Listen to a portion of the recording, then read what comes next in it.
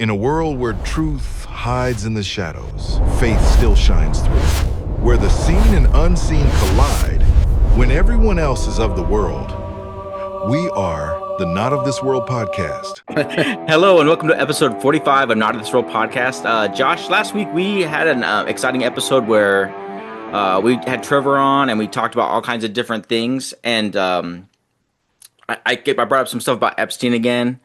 And I'm not trying to go that route 3 weeks in a row.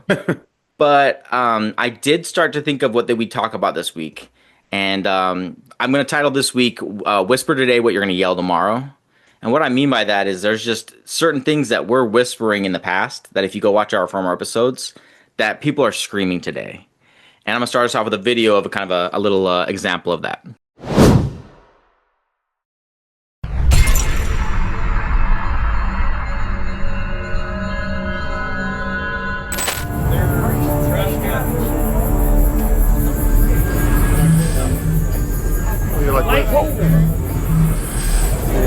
Whoa, what is that?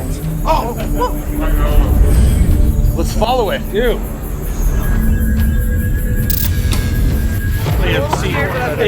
I think I saw it land over here.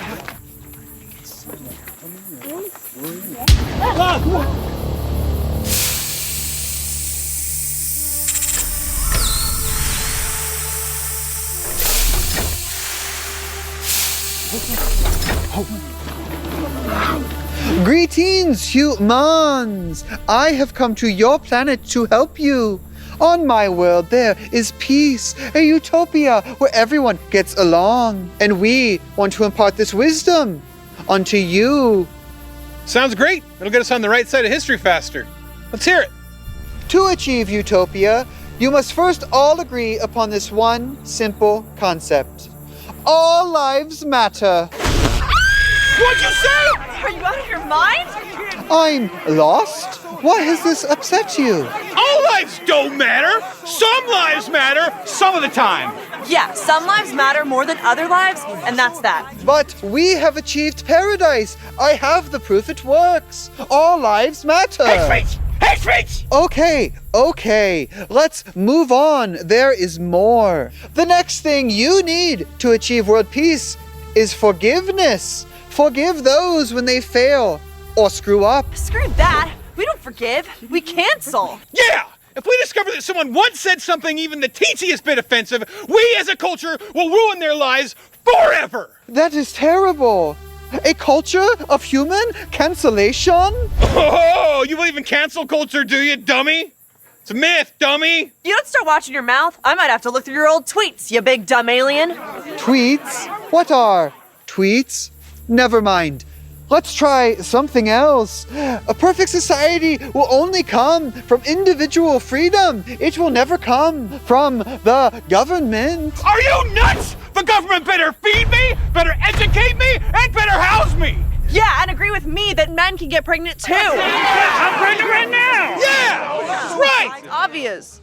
Our advanced research empirically showed that the human male cannot become pregnant. Follow the science! Yes, the science. That is what I'm saying. Follow the science! The science says men cannot become pregnant. Follow the science! Shouting, follow the science, does not prove that men can become pregnant. But even if they could, why would you want the government to define that? Why? So they can force others to believe it too. Yeah, the government should have the power to force people to believe things as long as I believe them too! This is irrational, illogical, and will never lead to a utopian society. Government! Government! This is lunacy! You people are lunatics! Government! Government! Hey, you big dumb alien! If your utopia is so great, how often are your major cities burned to the ground? That never happens! What? That means no one's standing up for social justice! The number one sign of a progressive and healthy society is that they burn their cities down in the name of justice! I tried. It is hopeless. Terminate. I cannot believe that thing brought a message of peace, love, and unity. What a hateful conservative! Yeah, you can tell that we're the good guys by all the terrible stuff we do!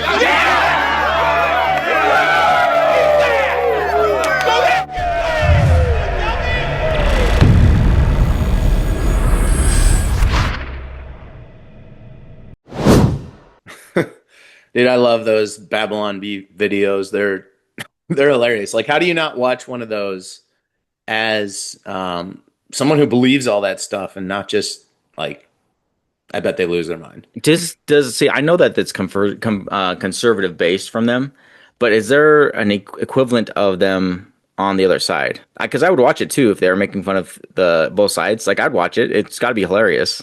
Yeah, for sure. But I just don't see like know. the stand-up comedians that tell us like, or no, the late night talk shows, and I see it and I kind of like go like, nah, I didn't. That wasn't that funny. It's kind of the thing. It's just not that funny. Right. So last time me Yeah. and you hung out, we went out for some barbecue. Yes, thank you. Just for those who live in Arizona or traveling to Arizona, Steve took me to this place called Little Miss Barbecue, and I have to shout them out. That was so good. On Thursdays, we specifically went on Thursdays because they have this awesome pastrami.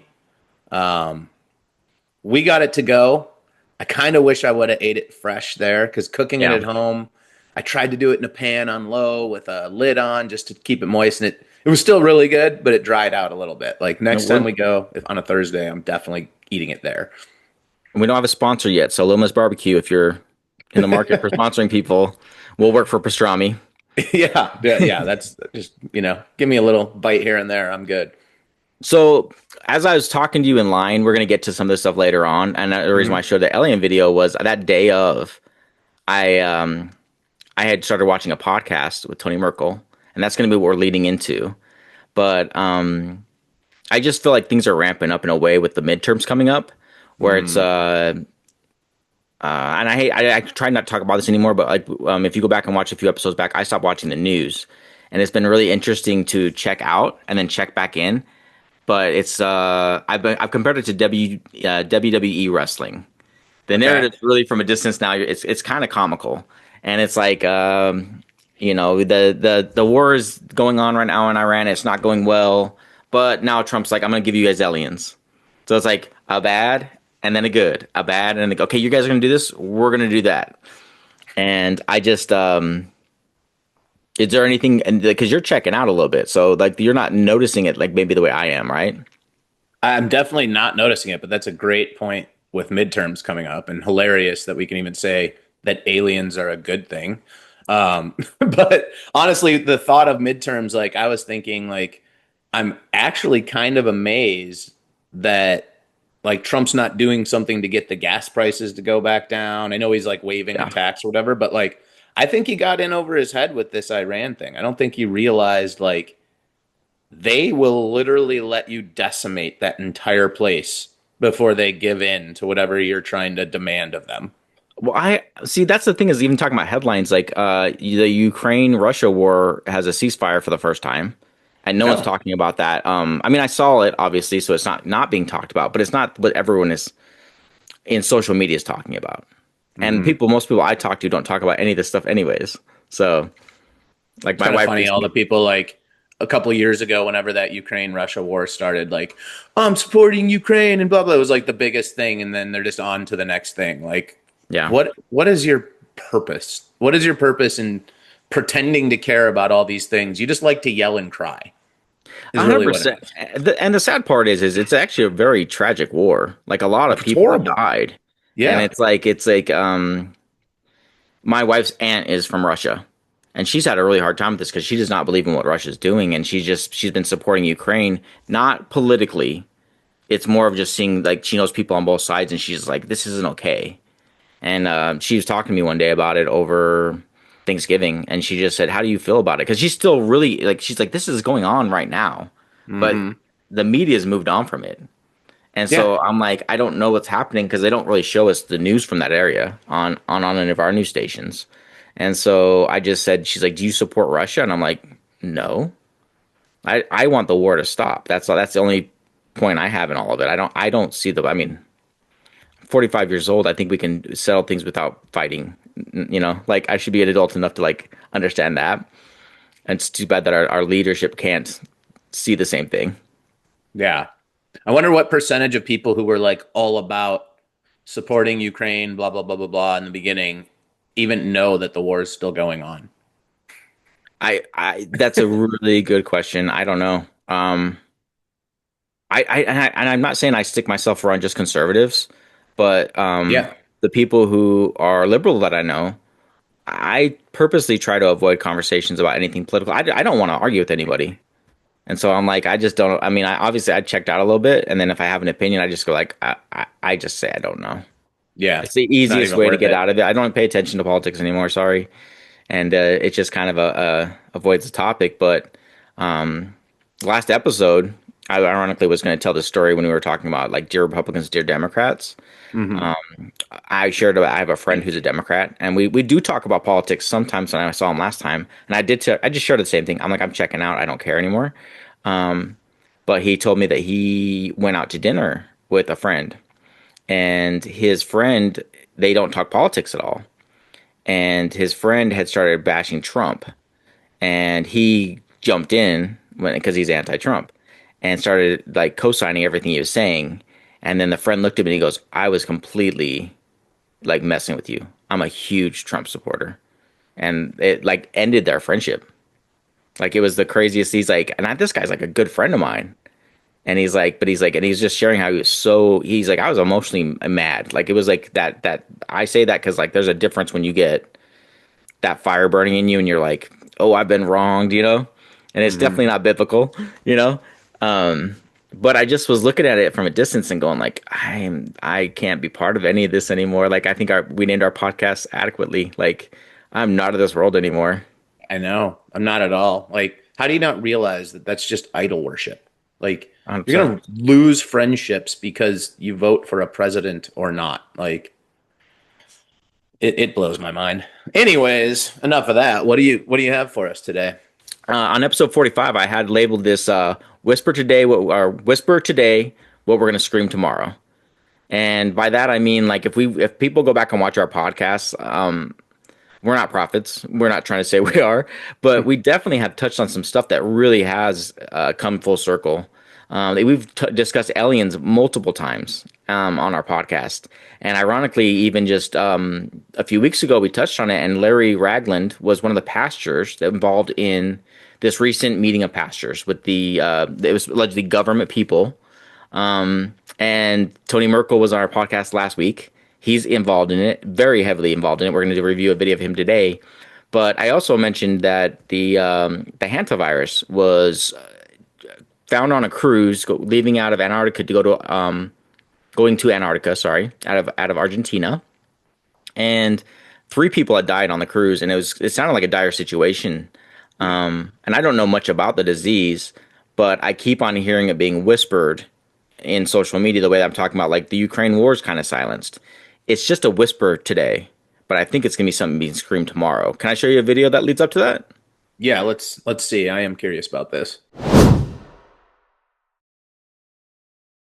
Good morning. With those Americans back on U.S. soil, health officials are revealing more about what they're learning about hantavirus, which has a fatality rate of up to 40%, and how easily it can spread.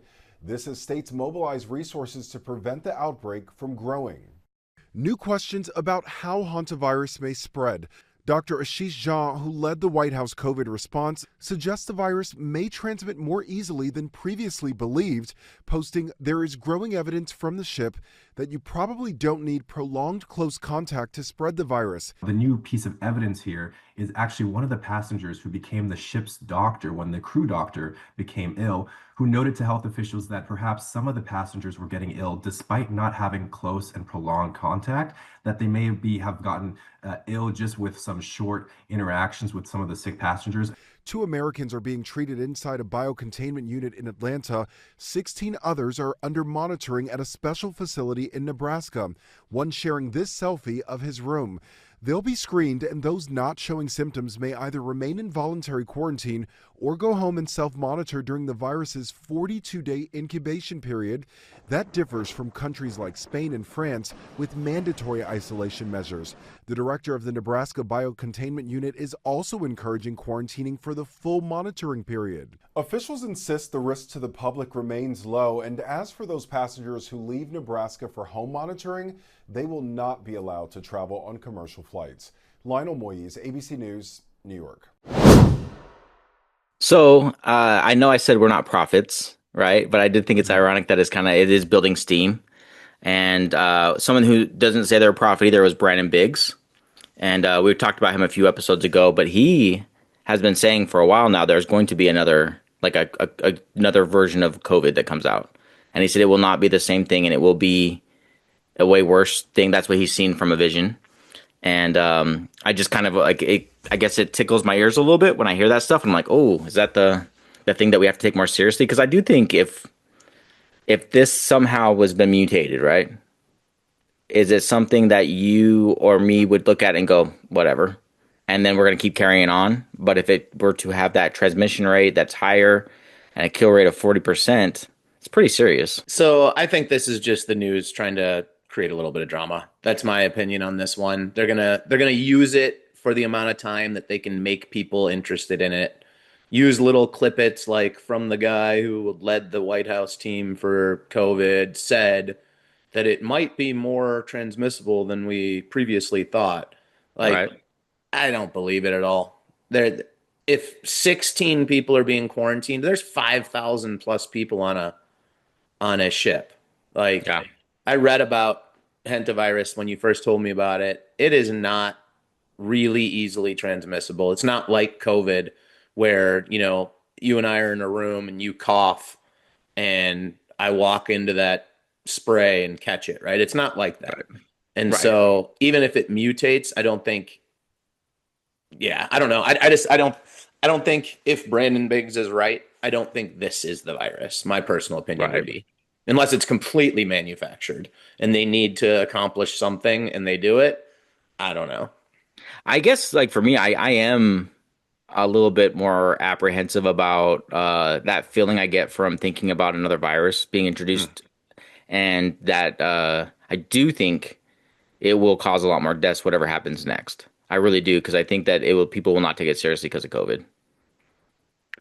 Yeah, I mean, I think ever since COVID, there's been so many rumors, there's been so many, disinformation videos made by people who just want to spread fear and whatever, Hmm. talking about this next virus, this other government manufactured, and maybe there will Yeah. be one. And I agree, if they do another one, it will be more deadly. But that would Yeah. be if they do another one. And so where where are we at on that? Do we really believe the government's going to go out and purposely try to kill a ton of people with a virus or not? I don't know. No, It's tough. I agree with you. I'm with you though. I think if it does get pick up steam, if it has to be something that's blundered in a way that it spreads, and then if it say more people get it, it will be Trump's administration didn't handle something properly, Hmm. and it will be, as long as there's egg on the face of like the Republicans, then it will be used in the major media, because that's who controls the media, is the liberals. So I mean that's where I'm seeing it nowadays. It's a tough one. I think all of us were so miserable during COVID, right? Hmm. Everyone, no matter what side of the political spectrum people are on, everyone was miserable during COVID. And so it's natural to just like want to fear that coming again. Yeah, yeah. I know. Shutdowns, lockdowns, all those things. Like, Yeah, and just that whole control measure.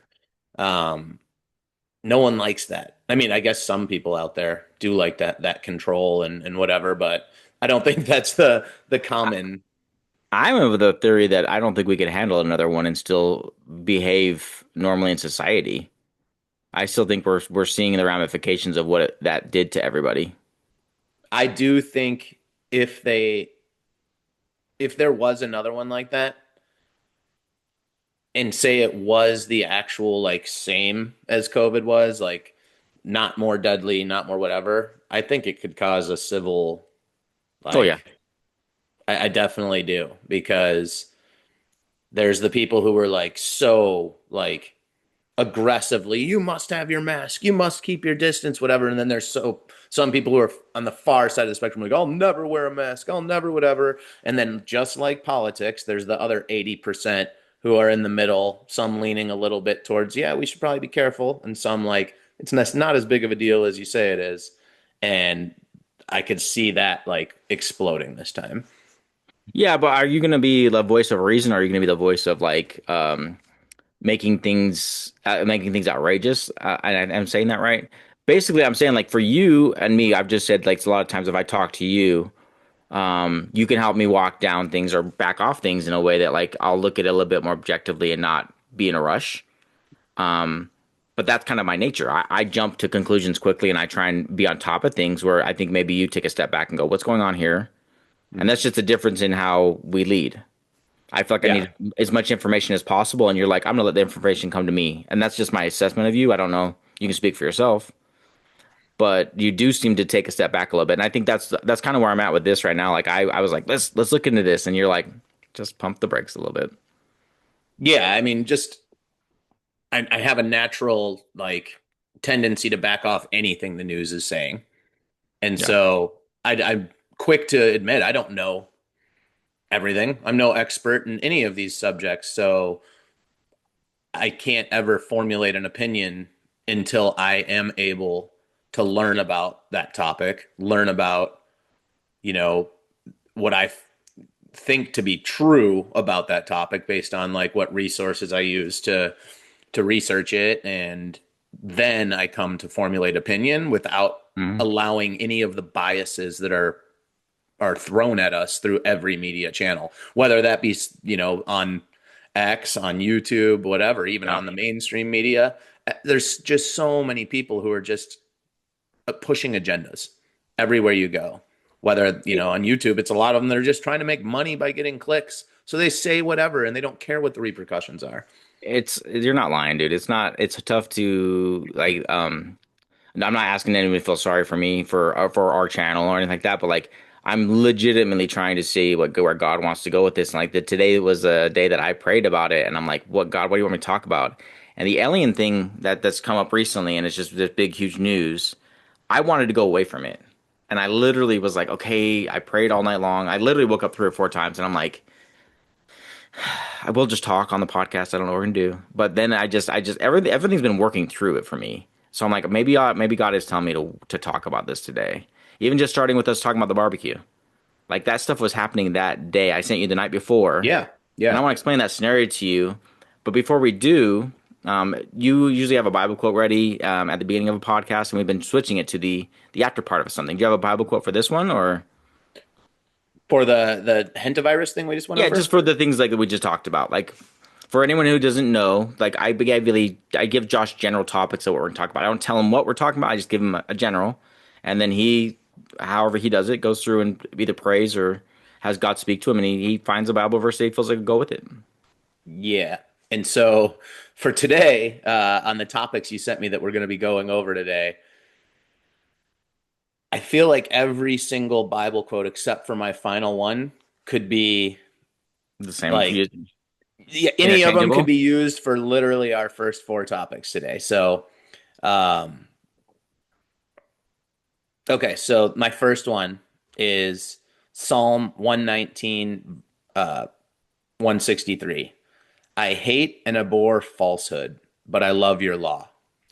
And so the reason I went with that is the topic you told me we were going to be talking about first was being mindful of the narrative we're being given. And that's absolutely right. And I would say that's a perfect name for that topic we just talked about with the whole hantavirus and all of that. But I think it's important to look at, and Psalms were written in the Old Testament before Jesus ever walked the earth. And so back then they followed the law that had been given. And they're just saying that anything represented falsely, they hate. Hmm. They despise it. They're disgusted by it. And that leads them to love God's law, which, would be to not lie, to not steal, to whatever. And so it's just taking a step back when we have all these narratives is just hating when we think people are lying and when we think that, they're creating a narrative and truly embracing the law, which, changed underneath Jesus to really love God, number one, and then love your neighbors like yourself, really are our two main laws. But yeah, that was what I came up with that for that topic. I think it's great.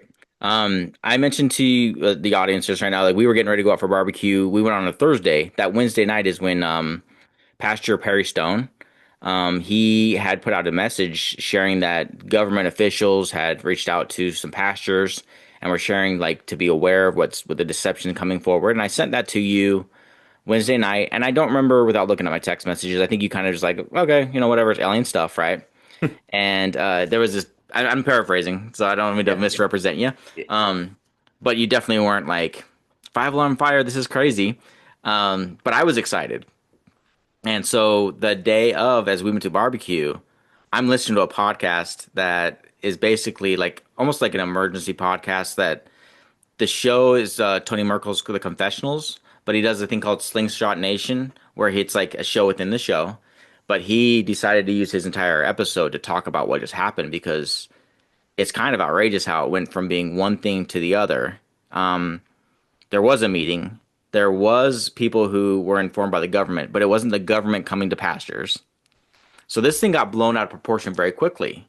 And like I said before, our alien episode prior to this was with Larry Rangland, and he is the one that I did all of the stuff I got from that episode from his show.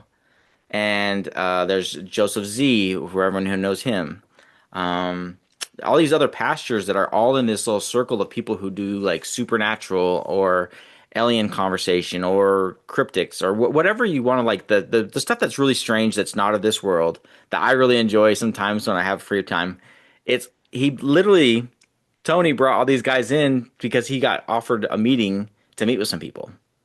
And I just want to start with the meeting, and I'll show you the meeting first, and then I want to break down some more stuff after that, and then we're going to go a totally different direction. But I just want to share the meeting part with you first, and just see what you think after that, because I know you had some mixed emotions about when we chat privately.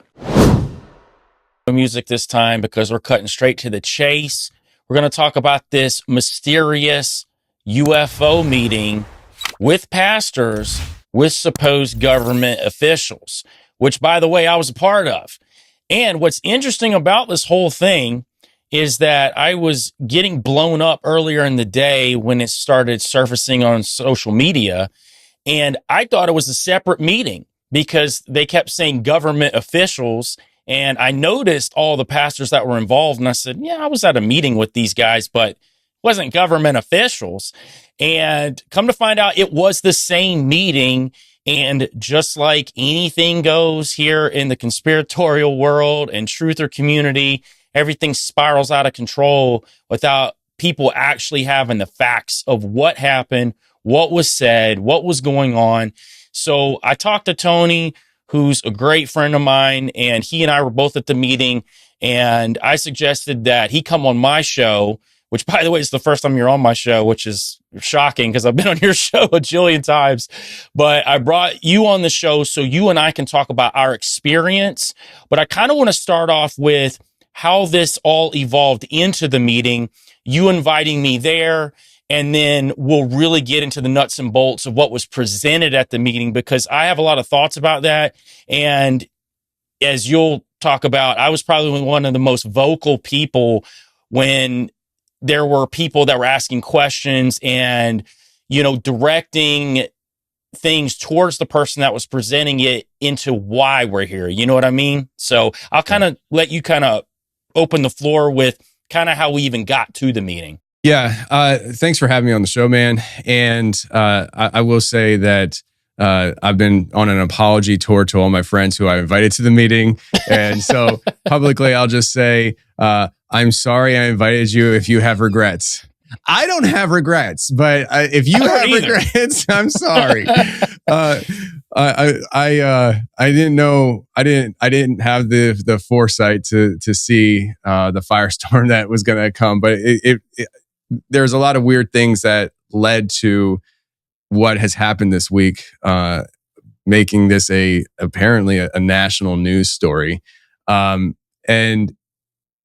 the way this unfolded, it wasn't something that happened fast and quickly. I was connected with these guys.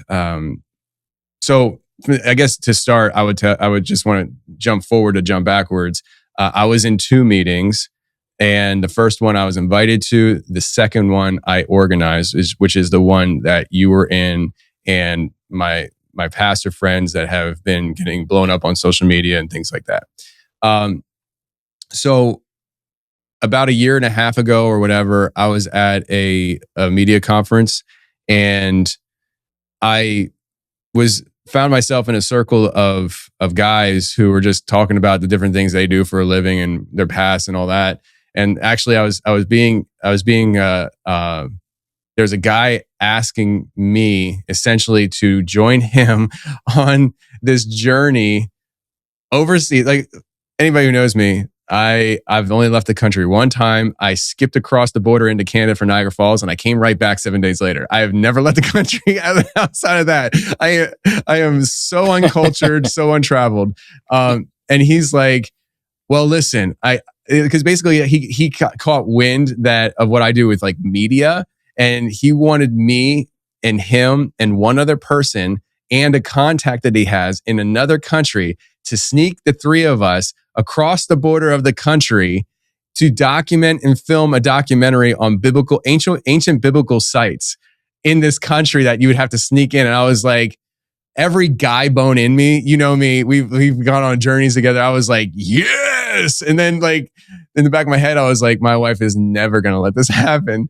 And so I'm in this circle of these guys talking, and this one guy, he catches wind of what I do. And he just said something like, hey, let's keep in touch. Let's connect. We exchanged information. He then informs me at some point what he kind of is involved in, and he wanted to arrange a call with me to inform me on data and information that they have accumulated, him and his group. And so I did, and there was like 2 or 3 guys on the call. I always feel like there's 3 guys, but if there was, the third guy I have only ever talked to one time, which was on the phone.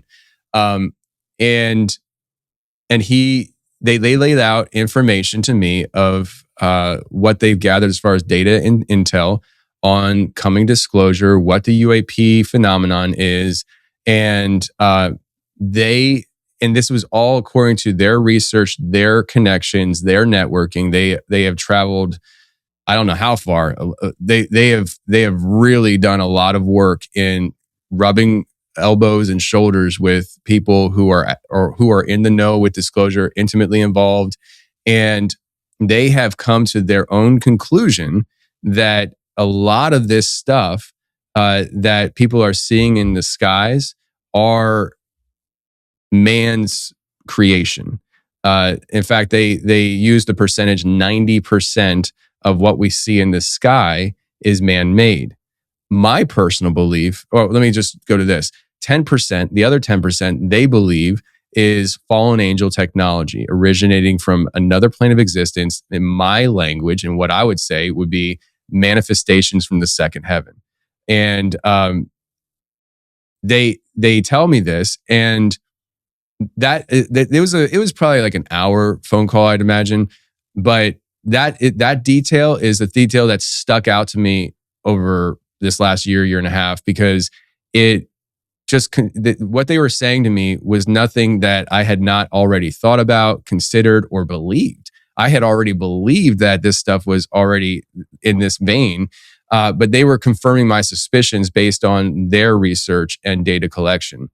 And so that started me talking with these guys, and just they were just informing me on things here and there, and nothing groundbreaking.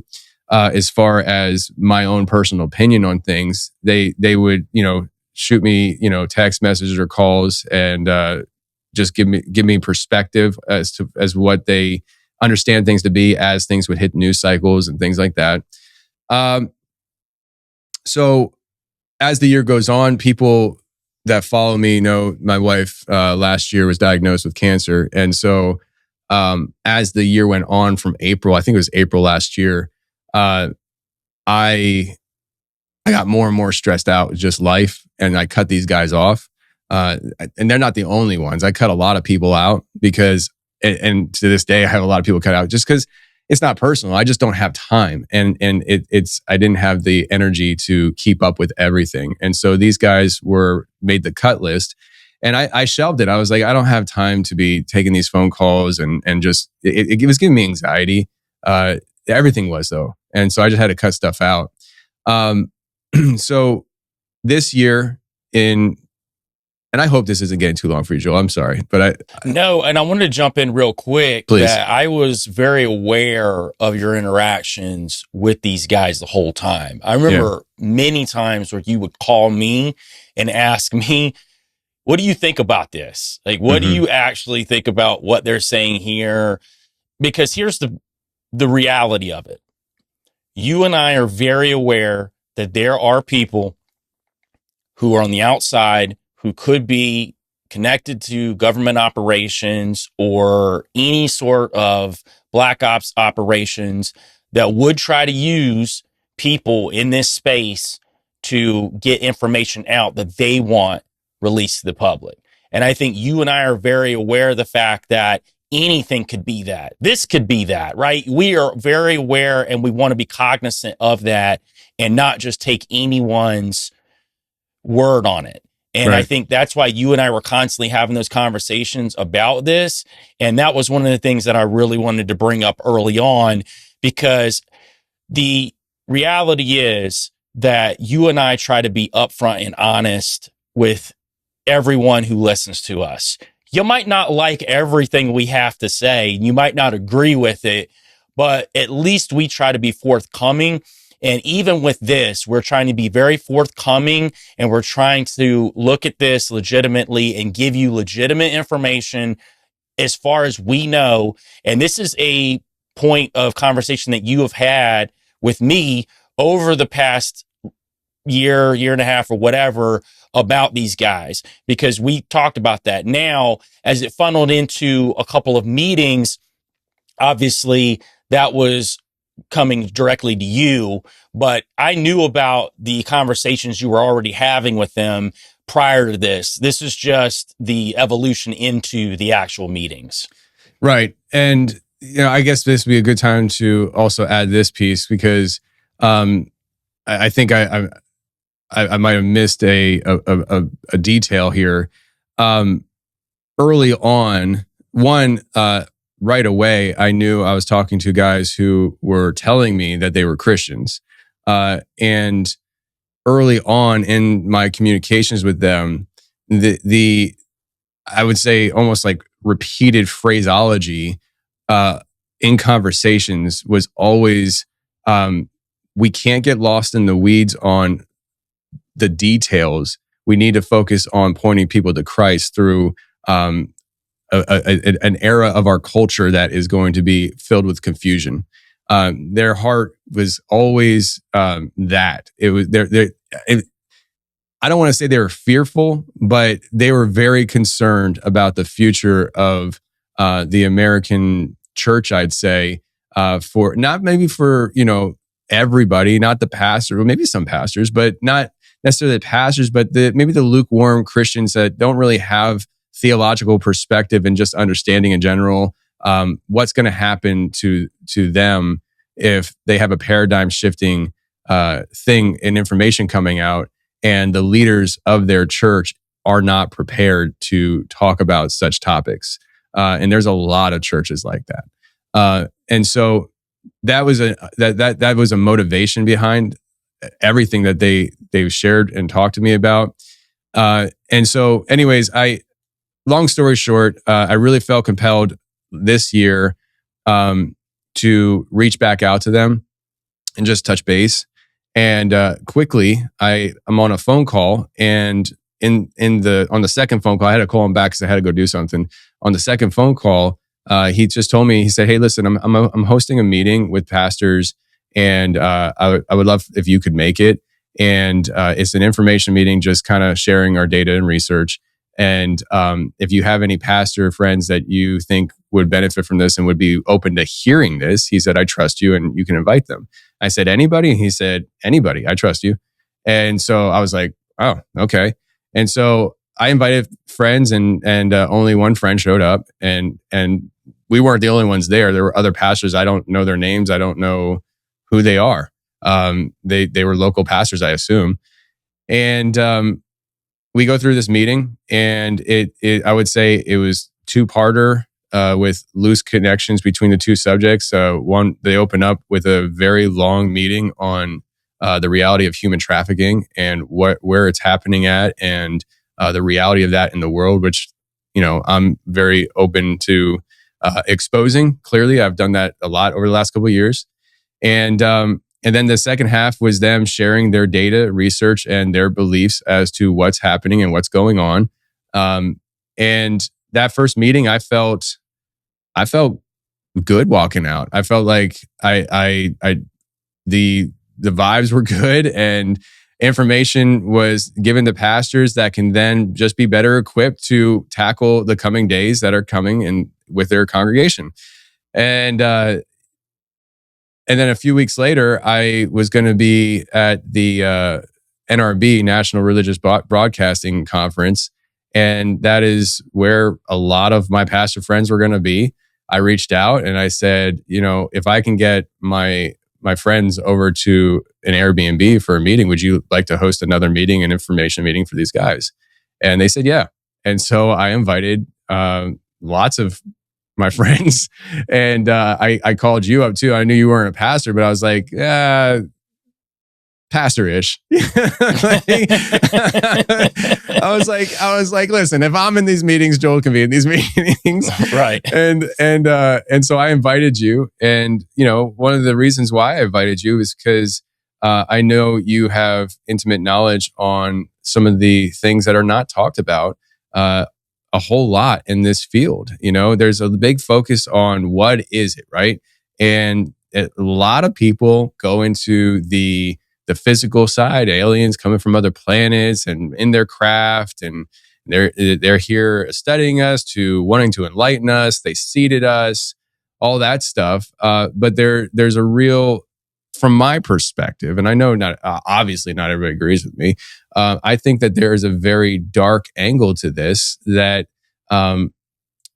gets glossed over at times, a lot of times, and I know you feel the same way, and you've studied a lot about the history of the occult. And I knew that these topics, at least loosely, are being presented in the meeting. And so I was like, Joel should be here. I also want Joel's perspective. And I'm pretty sure I told you beforehand. I was like, ask any questions you want, and don't feel like you have to guard yourself. This he's a big boy. He can handle it. I feel like I unguarded myself a lot because I told you afterwards, I said, well, I kind of cut loose, and, hopefully, I didn't overtake the meeting at times and, made him feel any kind of way. And then you told me later that no, he's perfectly fine with that, and he prefer it that way specifically because people are engaging. And to be honest with you, and we'll discover today that he talked a whole lot more about the occult than I thought he was going to talk about originally. And he was connecting these pieces of the occult in with these governmental operations, which I've literally been screaming from the rooftops for years. And it's this piece, and I call it you got the 1/3, you got the 1/3 that's missing of the puzzle that people just constantly toss out. People will look at the spiritual and they'll look at the physical, but they miss this occulted knowledge that is a part of all of it and is very connected to these government operations. So I was a little excited, obviously, when he started bringing this stuff up, but then I was definitely asking a lot of very pointed questions and say, well, why this, why that? Why are you bringing this up? Why is this connected to this? And I think that was my biggest takeaway from it was his ability to look at it as a whole and say, look, I'm not saying they're all demons, because he did say that. He did bring that up. I believe he used the analogy of the elephant. People see the front end of the elephant. Some people see the back end of the elephant. Some people see the middle of the elephant, but nobody sees the whole thing because it's too big. And I think that's where I'm at with it too. And for anybody that's just joining me now, go check out my episode, Aliens or Demons, where I go into it in depth of what I think is going on here, because I don't think that it's an easy yes or no question. I think it's a very complex question when we're looking at the spiritual world and what's going on in these other realms. It's just not that easy. And I know everybody wants to argue about what it is, which we're not going to do today, but everybody wants to argue about what it is. But the issue is that it is very complex. And that's the thing that I took away from it too. He never tried to steer us in a direction of think this. Right. No, here's information. Here's where we're at with it currently. He wasn't even giving us timelines and dates. He said this could happen at this particular time. And that's one of the things that I've seen over the past few days that's kind of gotten out of control is people talking about, well, they said this was going to happen here or this was going to happen here. They never said that. They gave us loose time frames where things could happen. But the one thing I also took away from it was these are very, very highly operative operations that can move fluidly with what's going on around them. So if the public's moving one way or they feel like people are becoming hip to this idea, they'll shift. So the ideas of this is going to happen on this time frame or this is going to happen on this time frame, it's just not possible. And he made that very clear too. So I think that's what let me at least feel like that,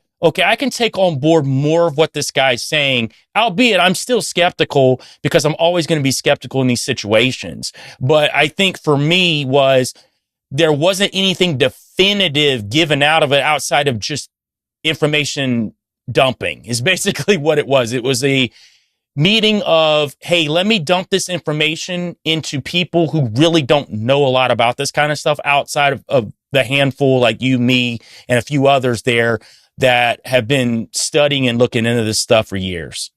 Yeah, and I think even there's a motive where it was like they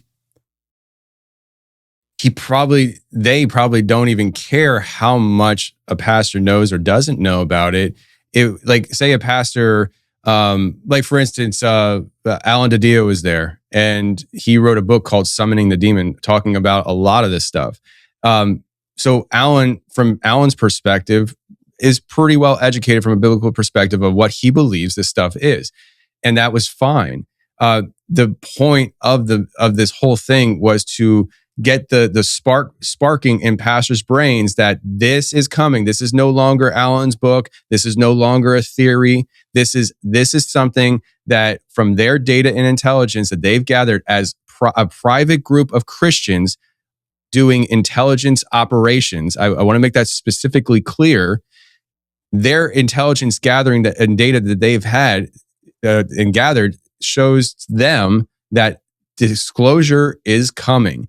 And as we record this, Joel, just today, war.gov/UFO goes live and active, and they start dropping their first things. And, these guys, their motive and their motive was for the spiritual side of things. They want people to not walk away from their faith in Jesus. They want people to walk into faith with Jesus. And I believe personally that this disclosure stuff is a great opportunity for people to consider for the first time in their life where they stand with Jesus. I think that as a Christian who is an evangelist at heart, I feel like this is a very evangelistic opportunity for people to come into the grace, the saving grace of Jesus Christ. And I know these guys agree with me and that this was the whole motivating factor, and everything's getting lost in the way. They're like, but tell us about the reptilians. I'm like, how about I tell you about Jesus? Does that sound good? Right. And so like on this website, war.gov/UFO, I literally, it popped up maybe an hour before we connected. There's a fake picture, a rendering, and I'm not saying it's fake, like, oh, I found it's fake, and they're trying to say it's real. No, they say this is a rendering graphic overlay depicting eyewitness reports from September of 2023, and it shows an oval disc ish. It looks like almost like a football shape, and there's a flash of light showing this thing coming out of a flash of light. And in the description, it says that it was that there were multiple. All right, so apparent bronze metallic object materializing out of a bright light in the sky. And it says here that there were. It's depicting this because there were corroborating eyewitness reports from September 2023. So the government investigated, and this is all I know just from this picture. I haven't looked into it, but it seems to me that the government thought enough of a report of multiple eyewitnesses saying that they saw a bronze metallic disc craft thing coming out of a flash of light to go investigate it, and then include it in the first initial drop of this disclosure stuff. And so I don't know the story behind it. Maybe there's a story that just totally blows everything I just said out of the water. But just from looking at it from the surface, it looks like within our own government, they're giving a head nod to the idea that it's worth investigating something that seems to be manifesting from another realm and dimension. That's how I interpret it. But I have different perspectives on things that maybe other people wouldn't interpret that way. Yeah, completely. And, I looked into the site and I haven't had a chance to really go through it thoroughly, but there's 162 files up as of this recording, and they do have renderings. Some of them are some real pictures from before that we've obviously seen already, but it actually starts off with a Truth Social post by Donald Trump talking about all the tremendous interest that's been shown in UFOs and this idea of disclosure. So again, this meeting that we had, the last meeting that we had, suggested that this was going to ramp up. What's also interesting was the guy that told us about all this stuff coming down the pipe from the government, he actually mentioned to us that Donald Trump would soon be coming out with something. He didn't give us a date or anything. An hour later, Donald Trump posted on Truth Social that in response to everyone's interest in this, that he would be pushing the DOJ and several other departments to release this information. So I found that, eyebrow raising that we just heard this in the meeting. An hour later, Donald Trump posts this. And I'm not saying necessarily the two were correlated, but it was weird. Yeah. And it just seems like that we are on the cusp of some sort of revelation that's coming. Now, I'll give some thoughts about what I think that people are spinning the meeting to be towards the end of this, because I think that's also important too for the Christian to understand, and how that a lot of this can be reversed back on us to, I think, take away the spiritual element of everything that's going on. But continue with how we kind of got there, and then we can go into the actual information that was given. Yeah, I mean, we can put a bow on it, really. I mean, it's just, so we have this meeting in Tennessee, and it's the second one I was in. It was the first one that you were in, and my pastor friends were in outside of one. And I walked out. Well, I didn't walk out of the meeting. You guys walked out of me. I stayed at my Airbnb. But that meeting ended, and I felt good about it. I felt like, not that I was doing the kingdom's work, but I felt like I was being helpful. I felt like I was looping in friends that I love into an understanding that because we all come from different perspectives. Like, they're pastors, and I'm just kind of surprised they even like me. And like I was able. It was an opportunity for me to loop them into a little bit of my world, and seeing their reaction of, like, okay, this is serious. Like, disclosure is going to happen, and we need to be even more so locked in on Christ. That was so encouraging for me, and maybe that's why I'm so emotional about it. Seeing the backlash of everything this week and stuff, because it's just like, that wasn't the heart behind the meeting, Right. And so, the meeting happened, and that's that. I mean, that's how it came together. Right. And I'm going to start shifting into some of the information that was given there. And then obviously I'll be asking your thoughts on some of the stuff that he presented. But before we even get started with that, I want to clear up one particular piece of information that I believe has absolutely gone out of control. And I know Perry Stone was the first one to report on it. He wasn't there at the meeting, but he had talked to someone who was. And I know that. Let me just say one thing with that. I don't have any information on this, but I personally believe that whatever Perry Stone was talking about was a completely, I believe there was a completely different meeting that happened somewhere else with different people. And I can't speak to what was or what was not said at this meeting. All I can say is whatever Perry was talking about, we got looped into because of the references we've made on different platforms. And so I just wanted to say that because I think I know where you're going. And I'm not, I don't know if there was other meetings. I tend to feel like it seems like it because what was said by Perry doesn't sound like my meetings at all. So go ahead. Right. And just to clear that up. So if it was a separate meeting, that's fine. But for people that know about this particular meeting that Joe Rogan was obviously talking about, because he talked about Alan yesterday, I believe it was, and this idea of reptilians. And I can tell you verbatim, 100%, reptilians were not brought up as a part of this meeting at all. Shapeshifters, none of that. We talked about some weird stuff, but it was not reptilians and it was not shapeshifters. That wasn't a part of the equation whatsoever. And I know people have run with it, and now it's become this whole meeting about reptilians and reptilians integrating within the government. And no, it wasn't. Now, how exciting would that be? I mean, listen, I would have been more than happy to talk about it if it was the case, but it absolutely was not the case. We were not talking about reptilians. Again, we're going to go through some of the stuff today. Like, there's definitely some very interesting information. And honestly, back to, it wasn't really anything new that you and I haven't talked about already. So we'll kind of get into some of the early parts. Can I just say one thing too? Yeah, go ahead. Joel? Before you get into the early parts, I remember specifically in both meetings, I was being introverted and analyzing who I am and what I think about things and being guarded with the men giving this briefing because I was like, these guys are tiptoeing around my world, but I don't think they understand how weird I am about this. Like, right. I was pulling me back because I was like, I don't know if I can show my total freak flag on this. Like,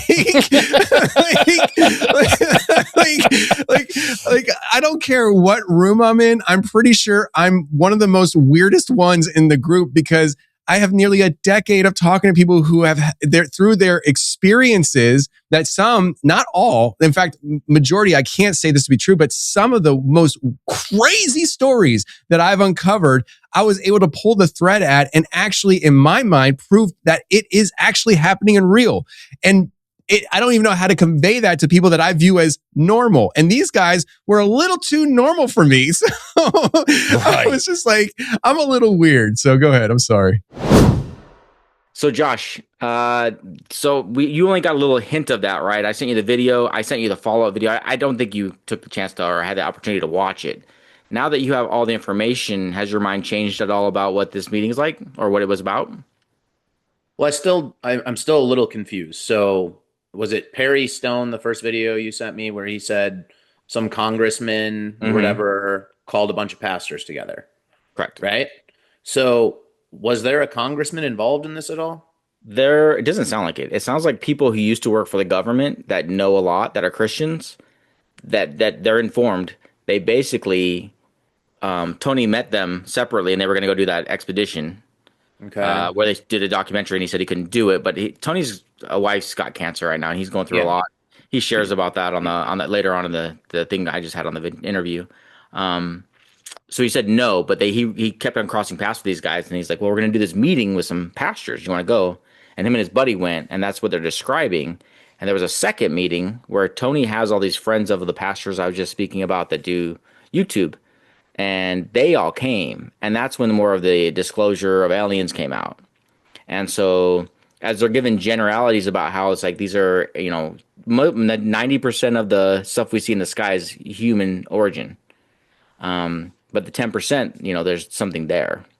And so Perry Stone, all he heard was, they're coming out this alien disclosure stuff. Don't be deceived. He kind of was raising the alarm, like, let's talk about it now. But as the narrative is driven and people realize it's these YouTube pastors who, even in YouTube circles, aren't that big compared to like some pastors, you know? And I'm sure real pastors they don't look down upon them, but I'm sure they're not like, are you really spreading the word of who Jesus is by what you're doing? Yeah. That's your ministry? Which I do think there's a place for it. But I just know that from texting with you, I kind of felt like you were gonna be like, you don't have time for it right now, and you really don't. But how do you feel about it now that you've heard what happened? Well, I'm still confused on Perry Stone because the next So day after you, no, you have, so the next day after you sent me that first thing, right? mhm. And he's like, yeah, the government called together this meeting and a secret meeting with pastors, and he said, prepare your congregation. And then the next day, I saw another thing with him. Still, Mhm. he's like, it was called by this congressman, and I just want to clarify that he never said anything about reptilian race and this whole deception, whatever. I was giving my opinion on what I took from it. So I'm still confused why he included this congressman even in his like redacted statement. Well, So, Tony said that he thinks that he might even be talking about a different meeting, that it might even be the one that they did. mm, But because Larry Ragland had come on and started saying stuff early, it's all getting jumbled up. So it's a big hot mess, is what it is, right? which is what I feel like every single thing in our media just becomes a hot mess. Like Right. this isn't necessarily the media, but it's still just a hot mess. Like to me now, it's just like, it's a nothing burger.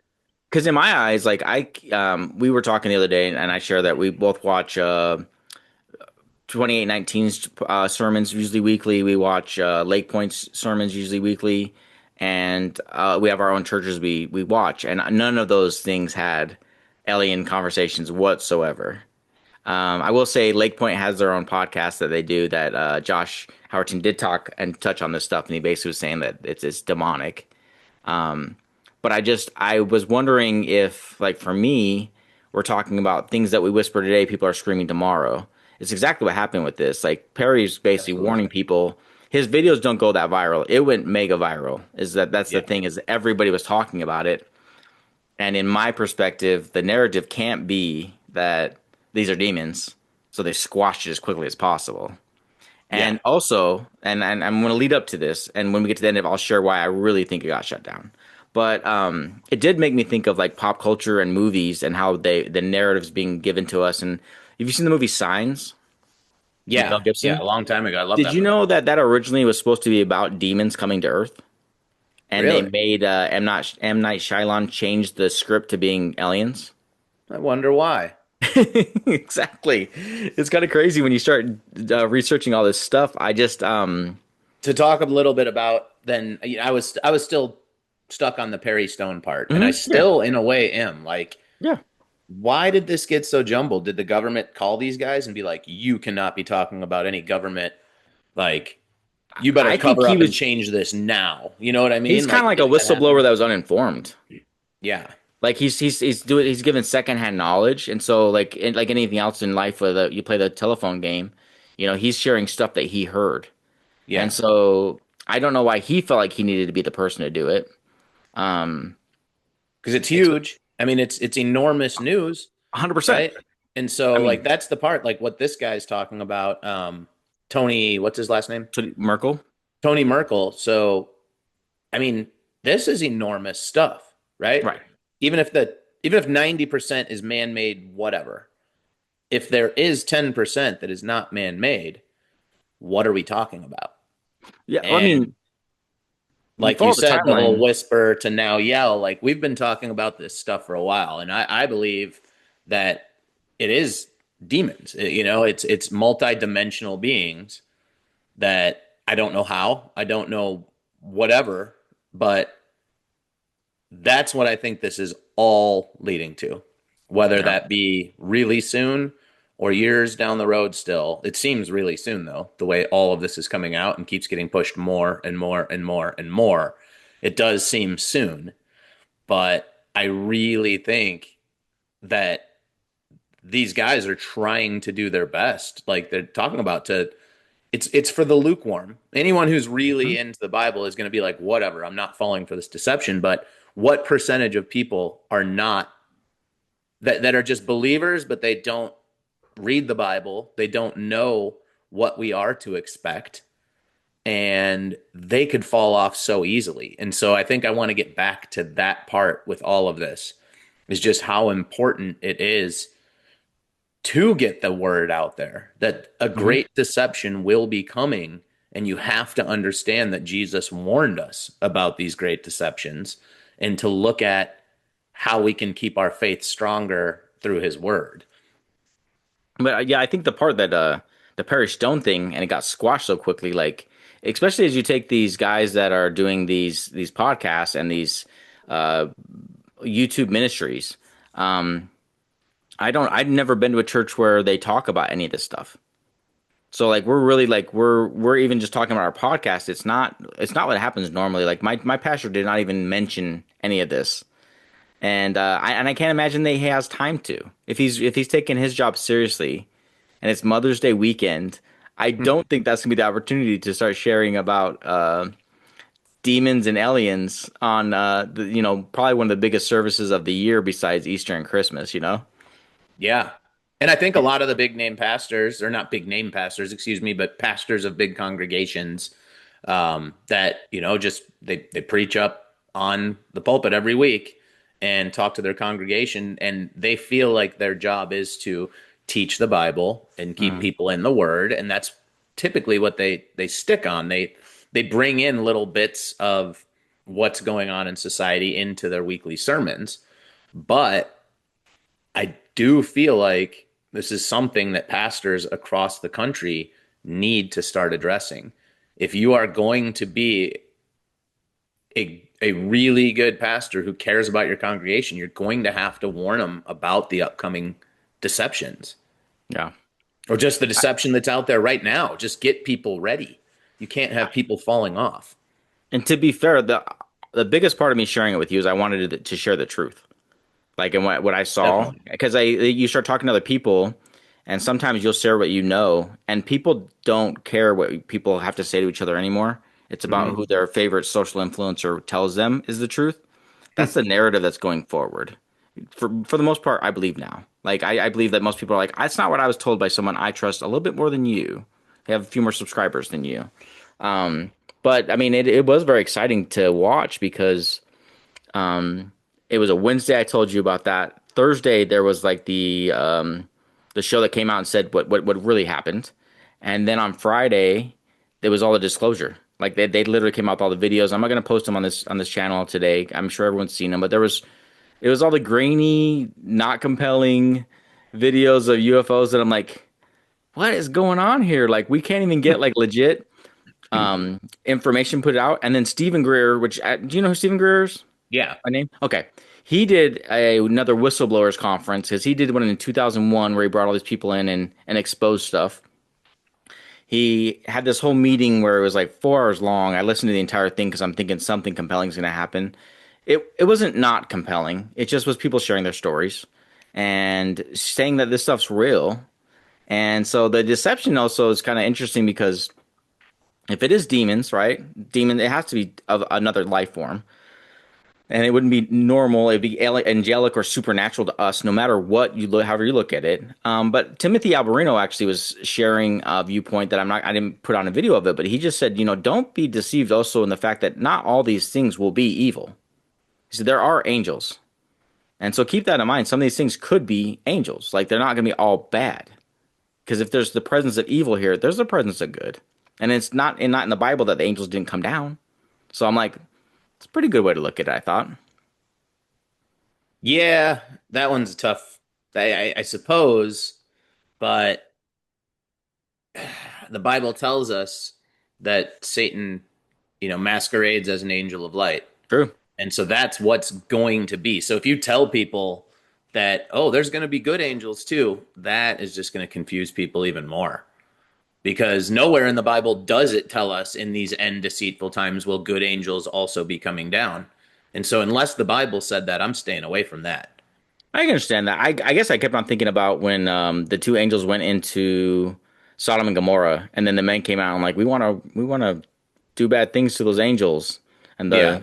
he's like, take my daughters instead. I was like, there has been angels on the earth. I just thought it was worth mentioning. I mean, I agree with you. Until I start seeing things personally, I'm still kind of like toe in the water kind of phase of all this. Mm-hmm. It's just to me very exciting, and I mentioned this in our Bible study. And I said there's things happening that's the Bible's prophesying, and that's a really exciting time to be alive. Like, and I just my rational mind goes, we started hearing about this stuff right after World War One with the nuclear weapons. Israel became a nation at the same exact time, and then all this has just been happening since then. It's all kind of in my mind. It's all part of one thing. Like it's all working together for end times. Oh, I agree with you completely. I'm still in the stage, kind of like what we talked about earlier, how I try to just sit back and try to take in all the information I can because I don't want to get excited because I still don't believe anything in the media. So it's like, are they manufacturing things to make it look like we're at a end times so that they can control us somehow? Or so I'm trying to take it all in, and I'm just trying to filter out what could be true or false. I do feel like this stuff is happening and it's coming because it's just so in our faces, but I don't want to get excited. I Yeah. don't want to, I don't want to put too much emotion into any of it yet. As far as I understand as well, they're doing like the Epstein files. They're letting out little batches of things. This is how they're doing the UFO stuff too.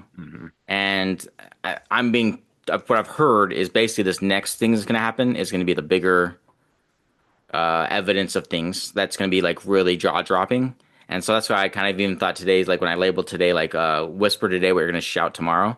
I think this is all a conversation that when this becomes even bigger in a month or 2 or 3 months before the midterms, because I'm sure that's when it's going to be dropped because Trump's going to be like, look what I did. Because Trump's even putting out a commemorative coin with him and his wife on it with a UFO behind it.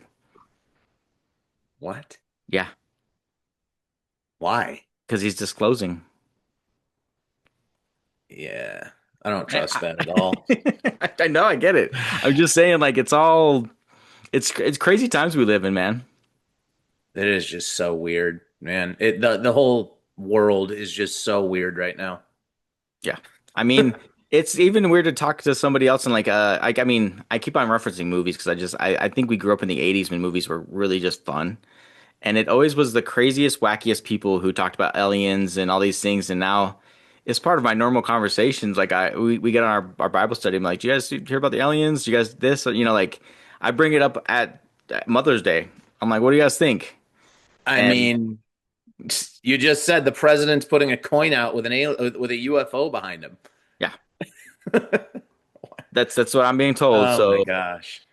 Yeah, I don't know. It's I do want to get into the part where we can be misled.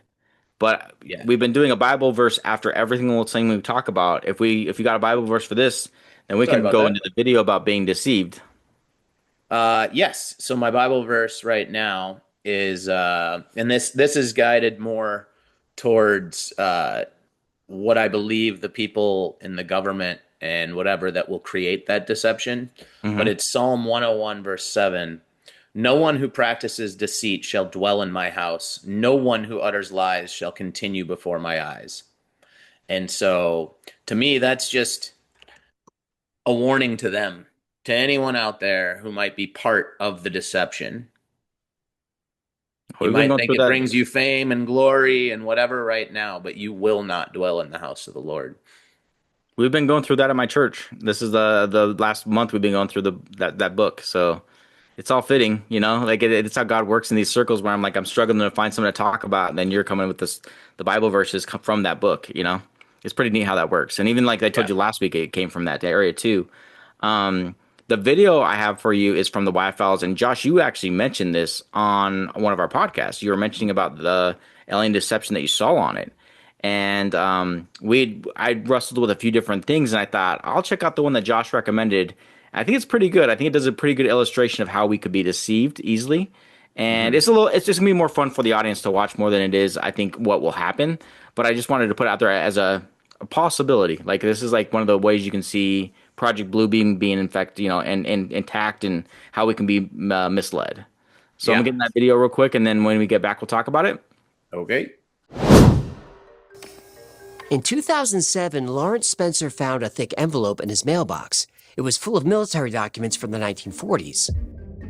Some were routine duty rosters and schedule memos. Some were stamped top secret. But all were from Roswell Army Airfield. Spencer also found transcripts of strange interviews. At first, they couldn't communicate with the subject. The military brought in translators, scientists, even cryptographers, but nothing worked. Finally, they learned the only way to communicate was telepathically. And there were pages of predictions, warnings, strange technology, and a secret war. Nothing made sense. Then Spencer found a page that explained everything. It said Roswell AAF, 509th Bomb Group, Alien Interview, July 8th, 1947.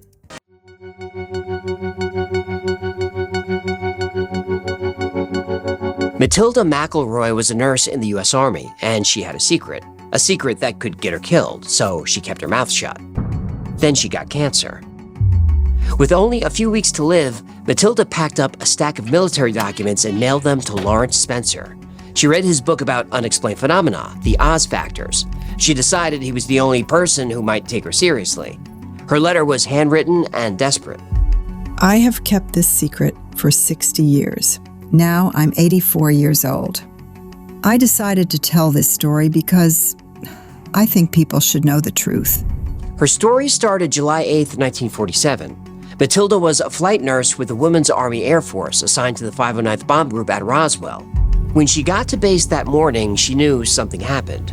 There were armed guards at places that didn't have guards yesterday. Unfamiliar faces everywhere. Some wore uniforms, some wore suits, but all of them seemed nervous. Matilda was on her way to the station hospital when two MPs asked her to follow them. They were polite enough, but she knew it wasn't a request. A colonel met her at the entrance of a hangar. He told her that a craft came down in the desert. They recovered a survivor, but it wasn't responding to communication. Her job was to determine if it needed medical attention. Matilda thought it was strange he used the word it. She had no idea what it could be, until they went into a dimly lit room at the back of the hangar. And there in the corner, sitting on a small chair, was a being. About 3 feet tall, gray skin, large head, no hair, 3 fingers on each hand, no nose, no mouth, no ears. Its body didn't look biological, more like a doll made of plastic or rubber. No internal organs, no reproductive system. Hairless plastic doll body with no reproductive system. Sounds like it was just, Ken. Please, I don't need Mattel's lawyers coming after me. Fine.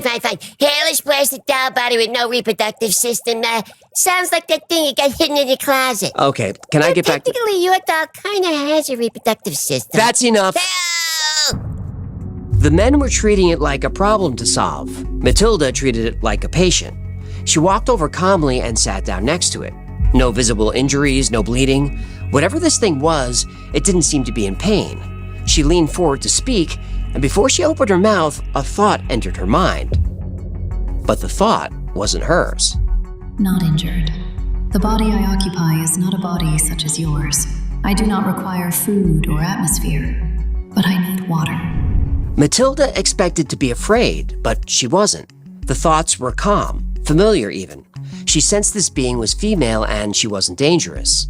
Matilda introduced herself with a thought, and the being responded the same way. I am called Errol. You are the only one here who does not hide their thoughts from me. She interviewed Errol for 6 weeks. The transcripts filled hundreds of pages. Errol told Matilda about a war that had been going on for thousands of years across thousands of galaxies. A war that most humans didn't know about, and couldn't. Because, according to Errol, humans aren't what they think they are. Not even close.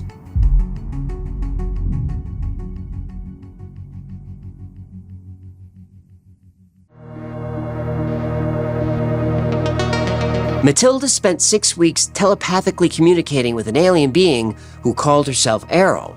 Errol was an officer from the Domain, a civilization that controlled about 1/4 of the physical universe. Not the galaxy, the universe. The domain has operated in this region of space for trillions of years. Our civilization is ancient, above all others. Our only goal is to progress. The domain operated on planets, moons, and asteroids across thousands of galaxies, but they weren't alone. An older civilization called the Old Empire had controlled this region of space for a very long time. And the Old Empire ran things differently. Where the domain expanded through exploration, the Old Empire maintained control through force, nuclear weapons, electronic warfare, and mind control on a planetary scale. Mind control on a planetary scale. Wow. I think the CIA just lit a cigarette and said, that usually doesn't happen that fast. The two civilizations fought for thousands of years. Eventually, the domain won. The war was over. Or it should have been. The problem was the Old Empire had bases, equipment, and automated systems scattered across thousands of worlds. Most shut down when the government fell, but some systems kept running on their own, and one of them was in our solar system. Errol was sent to investigate. Her craft was hit by an electrical discharge that knocked out navigation. She crashed outside Roswell. Matilda asked how she survived the crash. Why wasn't she injured or in pain? I am an ISBE, an immortal spiritual being. An ISBE exists as pure awareness. We can create, move, and perceive across any distance. We only use physical form as a tool. So, bodies are optional. Errol's people put one on for a mission, then took it off when the job was done. The gray body sitting in that chair at Roswell was just a vehicle. Errol explained that every conscious being in the universe is an immortal spiritual being, even humans. But Matilda said humans aren't immortal, and they obviously can't project their consciousness anywhere in the universe. You can, and you have for many years, but not since you were sent here. That's when Errol explained the truth about Earth. It wasn't a planet. It was a prison.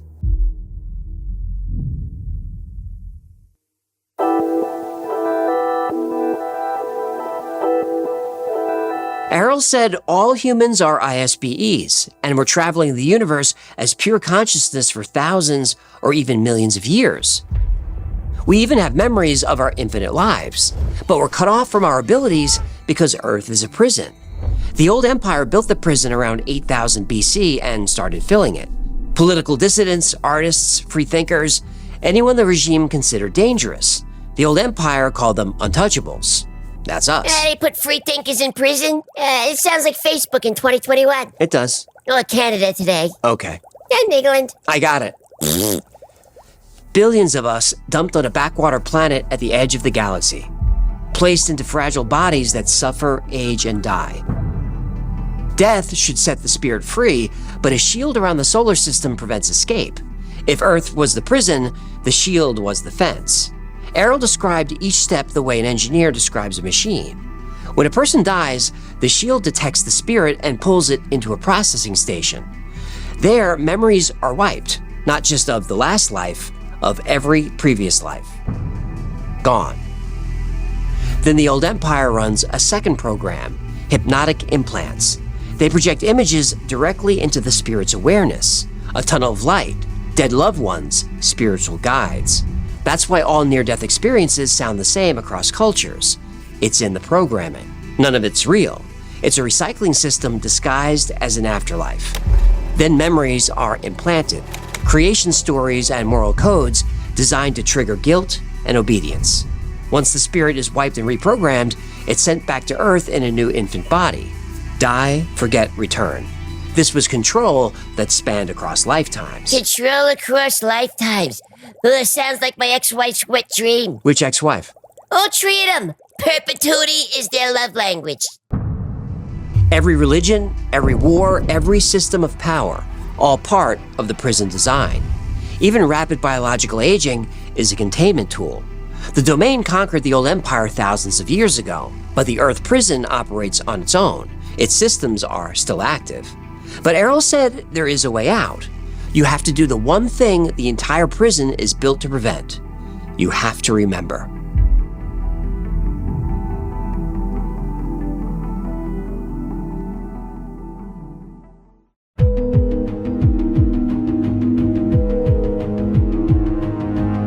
Errol said the real history behind the prison, the planet, everything was much more complicated than we thought.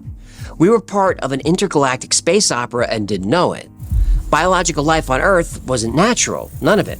Every species on the planet was designed, manufactured, and shipped here by galactic corporations billions of years ago. One company, and Errol used this name, was called Bugs and Blossoms. They made insects and flowers.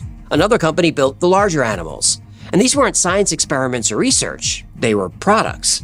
Even predator-prey relationships were a marketing scheme. If your company sold gazelles, you also sold lions. More species sold, more profit. Sexual reproduction was a cost-cutting measure. Instead of constantly replacing organisms when they died, you just let them replace themselves. And Earth's greatest minds weren't homegrown either. They were reincarnated ISBEs. Their genius was bleed through from their previous lives as some of the finest officers in the domain. Leonardo da Vinci sketched flying machines and submarines 400 years before anyone could build them. Mozart composed complete symphonies as a child. Nikola Tesla built machines the rest of the world wouldn't understand for decades. Errol said they weren't inventing, they were remembering. Justice for Salieri! What? Yeah, Amadeus? Oh, right. F. Murray Abraham was great in that. Yeah, but his name is unfortunate. It just sounds like someone is mad at Murray Abraham. Thousands of domain officers had been captured and dumped on Earth over the centuries. Trained pilots, engineers, specialists. Errol called them the Lost Battalion. Matilda felt a sudden wave of emotion. Guilt, anger, resentment. Emotions she couldn't explain. Errol sensed this and placed a gentle thought in Matilda's mind. The feelings you are having are understandable. This is because you know I am telling you the truth. You know this because you lived it. According to Errol, one of the trapped officers of the Lost Battalion was the nurse sitting across the table.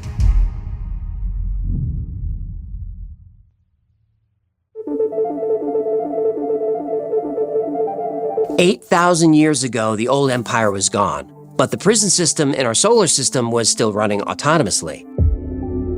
The domain deployed a specialized battalion to shut it down. 3,000 officers and engineers built a base high in the Himalayas. The mountains kept them out of sight. Their mission was not to interfere with humans, their mission was to free them. They spent months mapping the solar system. They identified the processing stations, scanning equipment, and old empire technology that was hidden for years. The officers finally had a plan to take the system down. Then they were detected. The automated defenses didn't see them as citizens of the domain, they were seen as escaped inmates. All 3,000 were captured and processed. They were wiped, reprogrammed, then loaded into human bodies. The officers were sent into the general population. The domain called them the Lost Battalion, and they are still here walking among us with no idea who they really are. Matilda was one of the captured officers. Her ability to communicate telepathically wasn't just random talent. It was training that bled through the amnesia. Training that bled through? So she's like Jason Bourne. But instead of karate, she got vibes? Telepathy. Potato. Her instinct to approach the alien with compassion, her sense of something familiar, her knowledge that Errol wasn't a threat, these were echoes of her former life. The domain searched for the Lost Battalion for thousands of years, using equipment to detect spiritual energy. But centuries of reincarnation scattered that energy across billions of lifetimes. Identification was almost impossible. Matilda was the breakthrough. Through her contact with Errol, she started recovering memories of her original identity. She saw images of spacecraft. She understood technology she couldn't explain in English. She recognized the techniques the prison used to keep her asleep. For the first time in 8,000 years, a captured domain officer knew who she really was. But that created a problem, because now the military knew it too.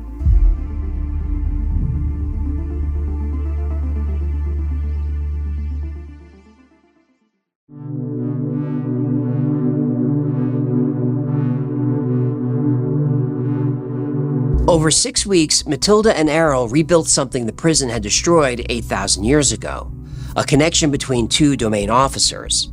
But Errol shared knowledge that put them both at risk.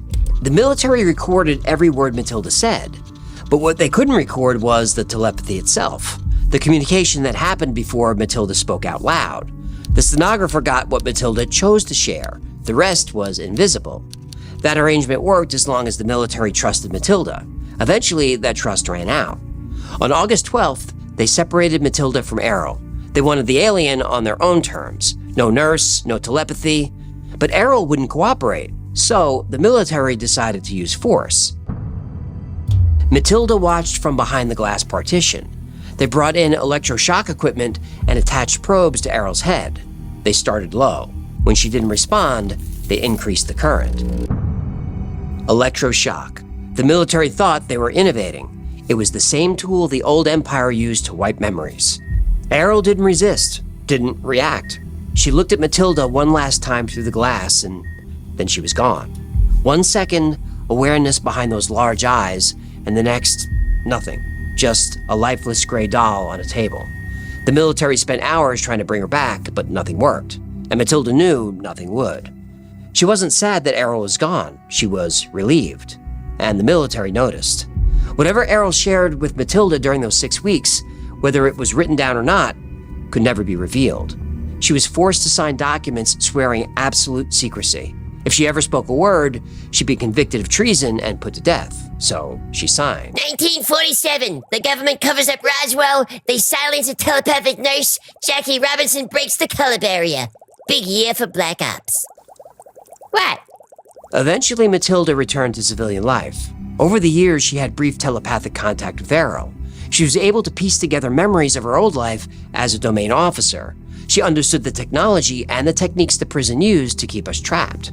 She knew how to help, but time was running out. She was 83. Her body was failing. Soon she would die and lose her knowledge of the domain and the old empire. She would lose her ability to break the cycle.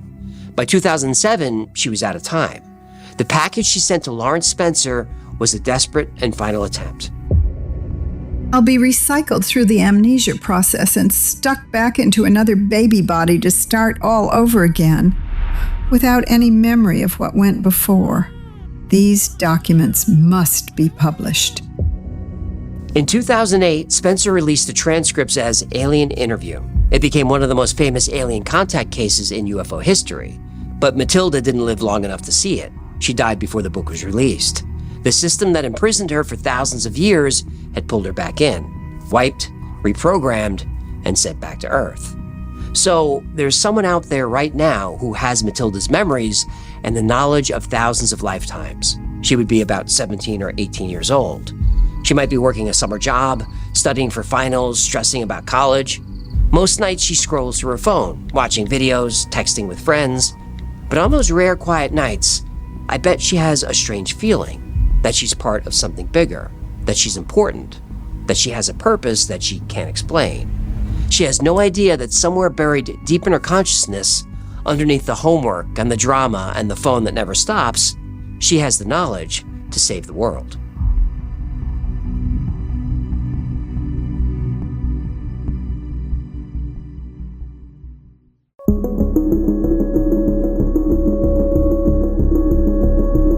Alien Interview was a hit. People couldn't put it down. Some said the book didn't feel like reading, it felt like remembering. People wanted to know more about Matilda.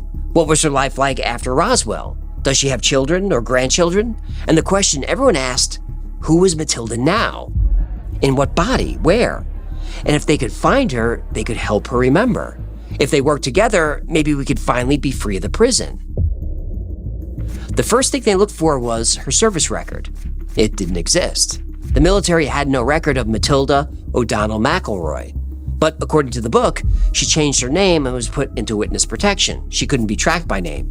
But maybe there were clues in the transcripts, and there were. But there were also small problems. The transcript used words like computer and database in 1947. Those terms weren't common until the 1960s. The date stamps used European formatting, day first, then month, instead of American military style. An Army nurse writing classified reports wouldn't format dates this way. But Spencer said he edited some of the material for clarity, but didn't change the content, so it's possible his additions included some modern language. Then a reader caught something in Chapter 11. In an interview dated July 9, 1947, Errol mentioned Jonas Salk as an example of great human genius. Salk was alive in 1947, but he wasn't that well known. He was just a medical researcher. He didn't become famous until 1955 when he developed the polio vaccine. But maybe Errol had a different concept of time. She was pure consciousness who could travel anywhere in the universe. Maybe she could move through time too. Most people were satisfied with these explanations, but some weren't. The real problems began when researchers cross-referenced Errol's claims against other books.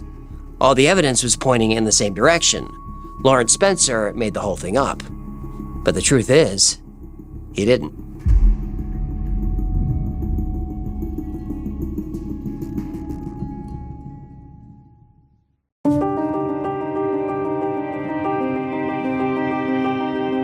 Readers were outraged. Was the book fact or fiction? Did Errol exist? Was Matilda a real person? Well, Spencer said Matilda was real. He even spoke to her on the phone for 20 minutes. She died a few months later. Now that seemed too convenient. Skeptics wanted to see the documents Matilda sent, but Spencer destroyed them. The transcripts, the letters, all of it. I burned all the original documents. I don't want to spend the rest of my life being hounded by UFO researchers or government agents. He destroyed the evidence. That's not what an innocent man does. That's what a Clinton does. Whoa, what is our rule? We don't joke about the Clintons. Right. Did he also smash his computer with a hammer? That's enough. Sorry. I couldn't help myself. Go on. So the witness was dead and the only physical evidence was destroyed. Spencer was now in full defensive mode. He went on radio shows and said the interview really happened. He corrected anyone who said he wrote the book. He was only the editor. He just published what Matilda sent him.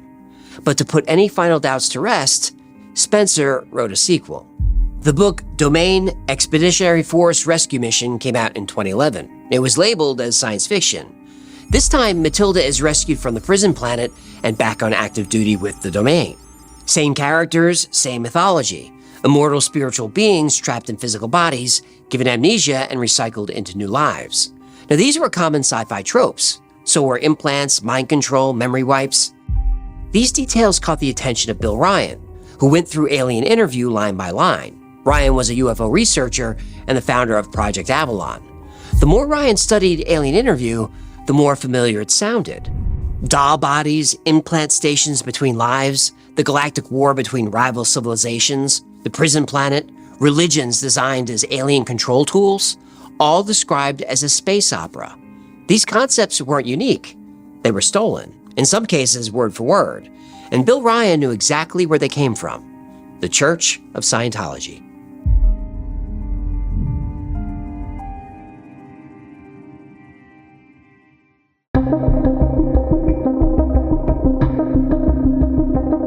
Spencer's book thanked Wikipedia in the acknowledgments. He said the material relied heavily on its page about Roswell.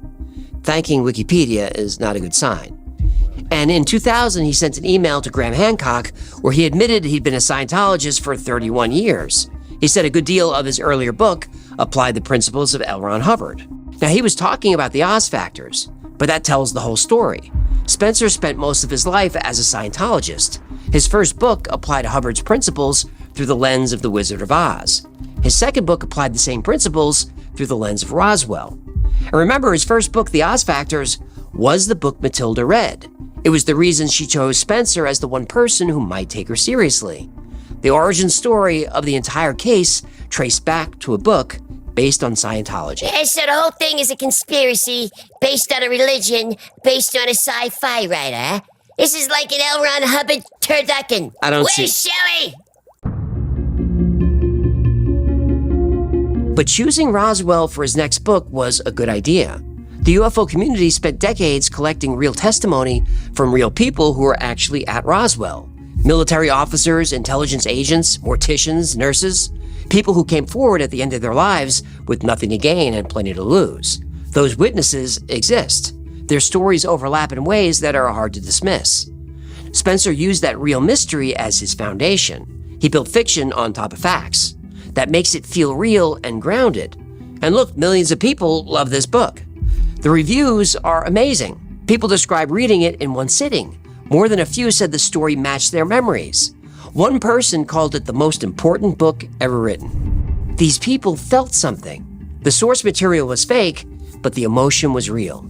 The prison planet idea does something most explanations of life don't do. It tells you your suffering has a cause. Your limitations are artificial. You're not a random biological accident on an unremarkable rock. You're an immortal being with suppressed power, trapped by forces beyond your control. And someday, if enough people wake up, the prison walls come down.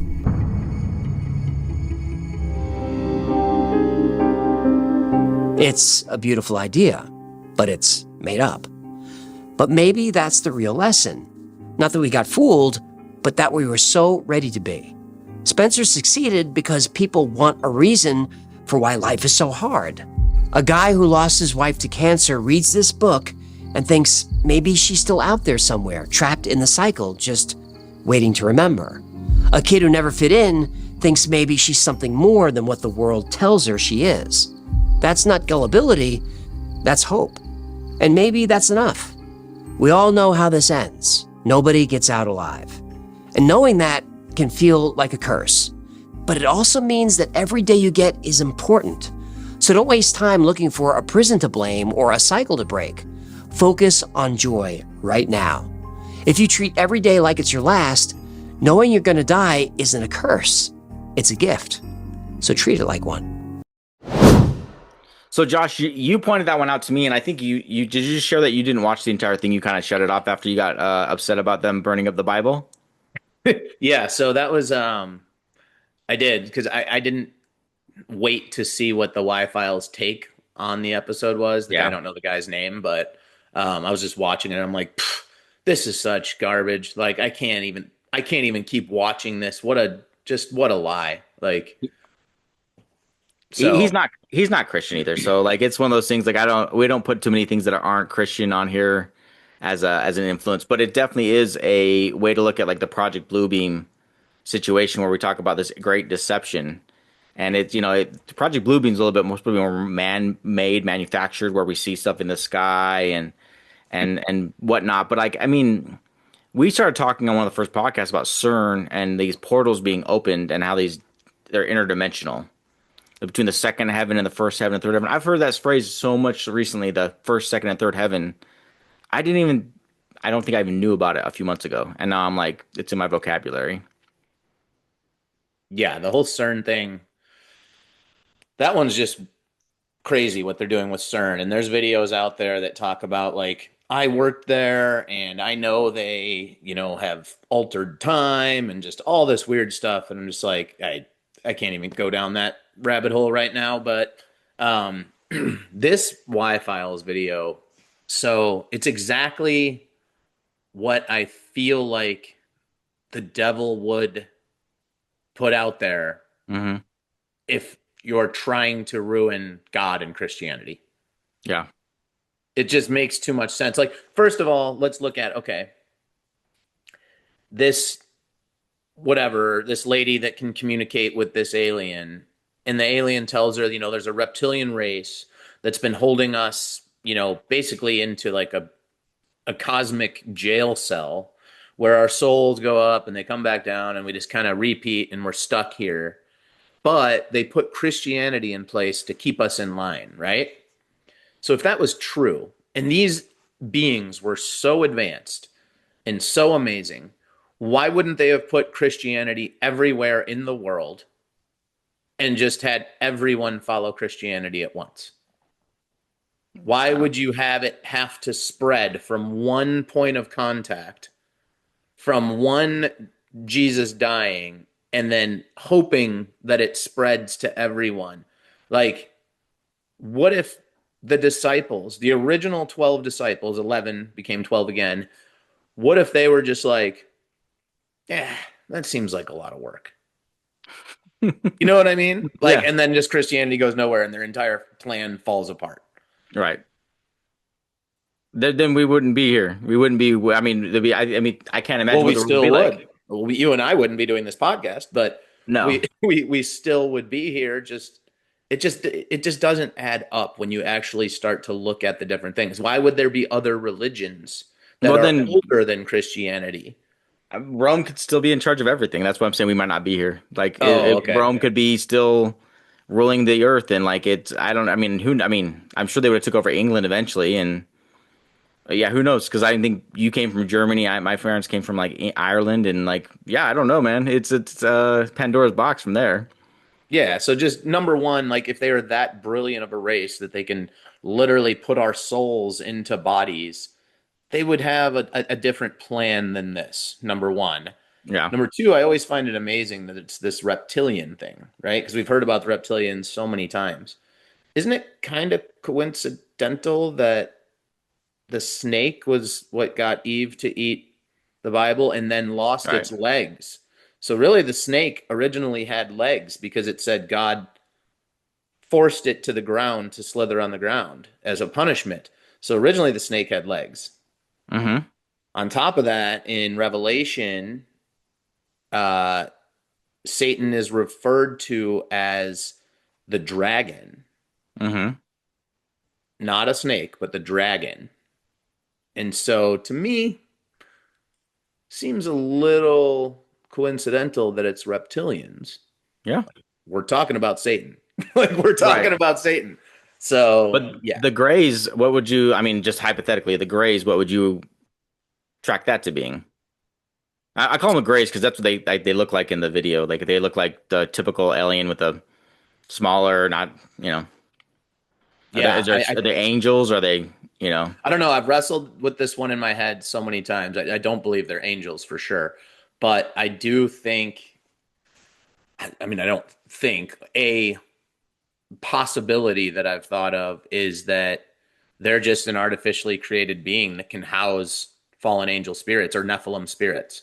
Yeah. Because they had the technology to do that type of stuff. They have the technology to be able to go interdimensional. They could create a meat suit that they'd be able to house their spirit in, the spirit of the Nephilim, which I believe are the evil spirits or the fallen angels, one of the two. Yeah, we covered so much in that podcast 2-3 episodes ago, whereas like Matt Gaetz was coming saying that they're breeding now between these species and humans, and it's just like we were like this is craziness, and there's a politician talking about it, and I don't see how can't be an end time deception because you're talking about this technology, and it makes me think of the mark of the beast, and like I think of like the deception that could come. And I can only think of like if you could live your life the way you wanted to, and you didn't have to hold back from Christianity to like really dive into your sins that you really want to do all the time, and the only thing holding you back would be maybe everlasting life, right? But if the mark of the beast offers you that, where these aliens come and they say, "Hey, we can give you good health for the rest of your life. You can go back to a state of when you're whatever age, 26, 30." You can live that life the rest of your life forever. That's when I started seeing people like, what it would take for you to say, I'll take whatever you're going to put in my body? Like, the one. No, go ahead, finish. No, because I see myself saying, I know I wouldn't do it, right? But I can imagine it'd be hard to watch because in the Bible it says that family will turn on each other for this stuff, and I could see someone being led astray, and like I don't think my wife would do it, but somebody's wife could be. You could be a Christian and have your wife turn from you. Your kids, of course, like they're going to be like, I'm young, I want to live forever, and that's really an easy way to be deceived. To me, the answer to this that I've gone over in my head a million times. So, as much as I have faith, as much as I believe every word in the Bible, as much as I believe that God the Father is real, that Jesus Christ was sent here, died for our sins, the whole thing, right? There is a part of me that does say, what if these aliens come? And what if we've been wrong this whole time as Christians? What if we truly are wrong? That thought definitely goes through my mind. I still pull through it with faith, but the thought is still there. What if? What if we were wrong? So I think when they come, we've been told that with the great deception and mark of the beast and all of that, they will begin to shut down your ability to buy and sell goods if you do not receive this mark of the beast. They will begin killing those who do not listen. So they're going to pretend to be peaceful in the beginning, but then they're going to end up, shutting down your ability to buy and sell goods, and then will actually like persecute and kill. I think it says behead people, right? Right. So to me, that's the answer to all of this. If an alien race came down here, pretended to be peaceful, brought some solution that we're going to be able to live forever or have unlimited intelligence or whatever the thing is, why just get it at first? Why not wait to see what happens? And if they start killing people, well, there's your answer. Clearly the Bible was right. Yeah. It's just things are escalating so quickly sometimes. It's like it's hard not to jump to these conclusions. Like the whole, I mean, we're getting into the end times here. Like I don't see how that wouldn't be equivalent to having the rapture be a pre-trib. I know I'm not here to argue about pre-trib, post, or whatever, but that does make a lot more sense. Where if you had all the Christians who have this knowledge of how to stop it, and you have be a voice of reason, if they're gone, what's stopping you? Yeah. Like that's everything in life. If it's just one logical person who says, "Hey, can we slow down?" Like you just mentioned, can we just slow down a little bit? Like just for a week. Like I'm cool with it. Let's just see what happens. Okay. Right. We don't need to rush and put this implant in our brain or take whatever they're telling us to take. Let's just. But that's how life works, though. Someone would be running to get in line. What are you offering? I'll take that. Exactly. It's free. That's exactly that is why I believe in the pre-trib rapture, because I believe and I think there's a good chance lukewarm Christians will be left behind. I think people who are walking with God will be taken in the pre-trib rapture, and that's why when you read that there will be Christians still on earth, technically believers, but why they would be deceived if possible. I 100% agree. And I even think just the fact that they're saying there's documentations of UFOs and they're not showing us life from another planet, I believe that's enough right there for lukewarm Christians to be like even pulled further away from having any faith. I think that's a really touchy subject, because I mean, I had to when they started talking about this stuff and the government was bringing it up, it really did kind of rattle my brain a little bit to be like, God, there's nothing in the Bible about this. There's nothing about aliens. That's why we have to say it's demons. There's no other logical explanation for it. And I was one of them back before I really started walking with God. Back in the day, I just believed, I believed God. I believe Jesus probably was, the Son of God. Sure. But I was fascinated by the alien stuff. And I was like, well, maybe the Bible doesn't talk about it because, maybe God came from this alien race, or you know what I mean? Like you can just come up with all these scenarios in your head, but it's completely against God when you start to do that stuff. And I would have been easily deceived if 20 years ago this all happened. Right. And the aliens came down and started. I would have gotten the mark of the beast. I totally understand. I think that's even the point I wanted to bring up with Tony Merkel. I'm not trying to say Tony Merkel is my pastor, but I do like watching his show because he's a Christian and he keeps it online with his values, and he doesn't hide from it, to the point where he's gained the respect of pastors that are online that do touch on these subjects. And so if these Christian men that are all considered to be pastors or ministers or whatever, I don't know what title they really have inside of their own little whatever they're doing, but I do follow a lot of them, and they all are men of Christ. And I'm only able to watch those shows because it's from a Christian perspective and it's entertaining to me. And so I guess I wanted to take the time to defend these men that I don't know. I don't know them that well, but I watched Tony talk in his last podcast where the man doesn't cry, but he's under a lot of pressure and stress right now.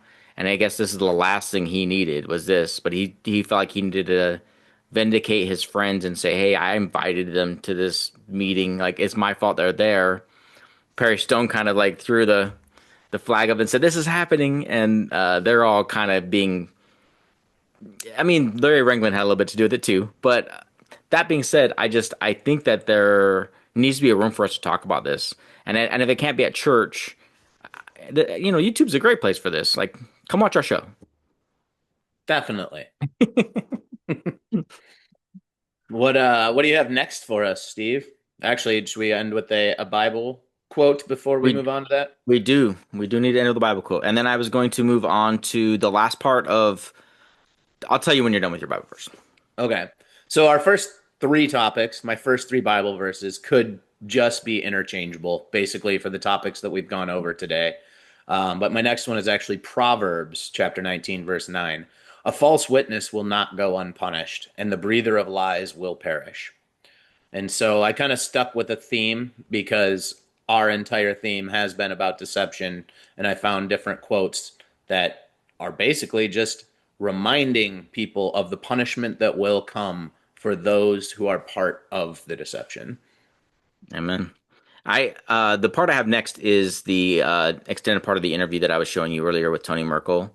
Okay. And it is the original meeting they had was about human trafficking.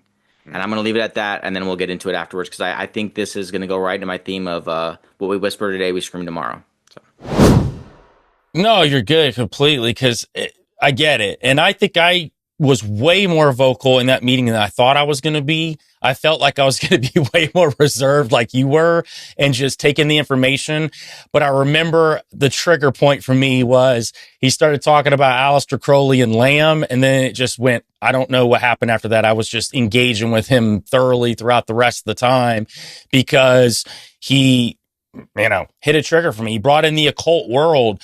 But to even get to that, the initial part of the presentation, because he did a presentation, and what he started with, which I know he went into more thoroughly during your first meeting, which I was not a part of, but he did talk about it here, was the trafficking, specifically the trafficking of children.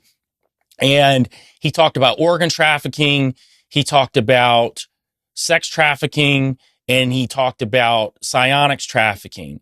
Now, to lead up to this meeting we had today, I actually went back and listened to that Michael Herrera episode with Sean Ryan, and I wanted to get the gist of what he said about what happened to him. And one of the things that I realized from that whole interview was he never actually saw people being trafficked into this ship.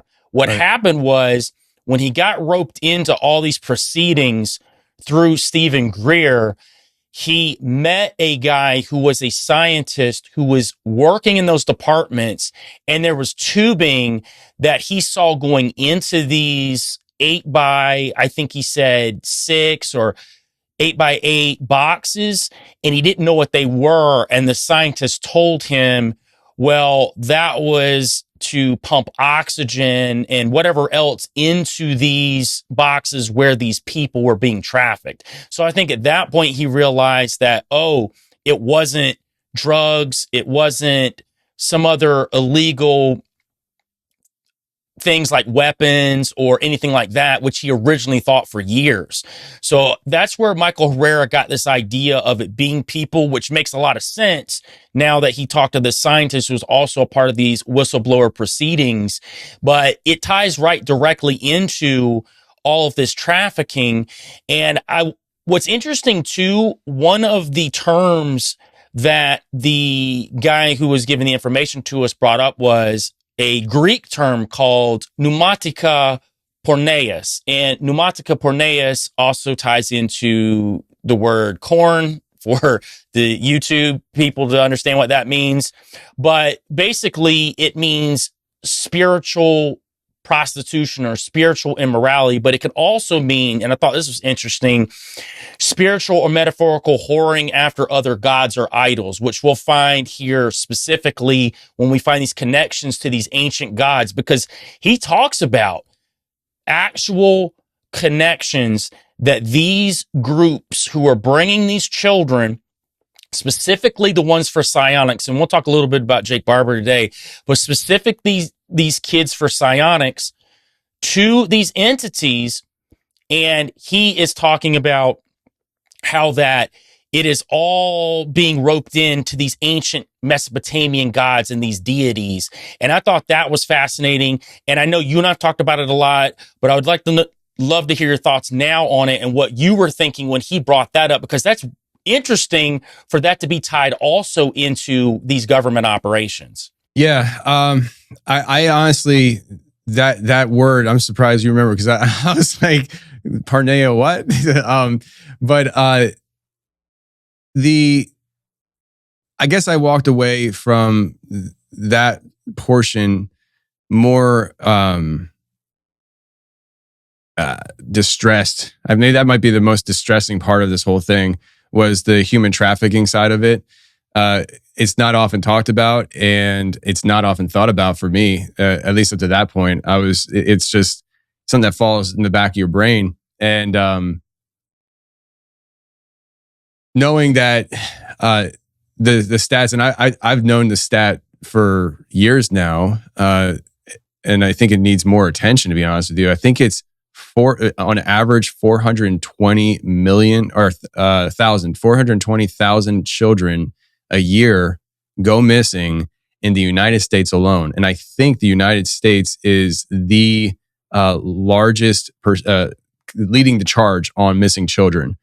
And when you hear that stat and you think about what you just talked about, it's very concerning. I don't think that 420,000 children are all being abducted and trafficked by these nefarious organizations, but it is very concerning to know that there is any percentage of children going missing, let alone into either psionic trafficking, human trafficking for sex slavery, or organ harvesting. And if organ harvesting sounds ridiculous, it's not. And I've covered that on my show years ago. I think it was like episode 200 something. It was a long time ago. I talked to a guy who was actively exposing organ harvesting out of China.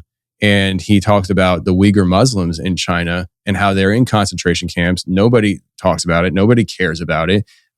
And his accusation was that these people are being harvested. Their organs are being harvested. And some of these people are not put to sleep. They're not killed for a fresh organ harvest. They're kept alive and awake to be harvested. And to take that information that I had years ago and then think about a little child going through such a thing because they were abducted or however they were acquired, and they didn't meet the psionics qualification.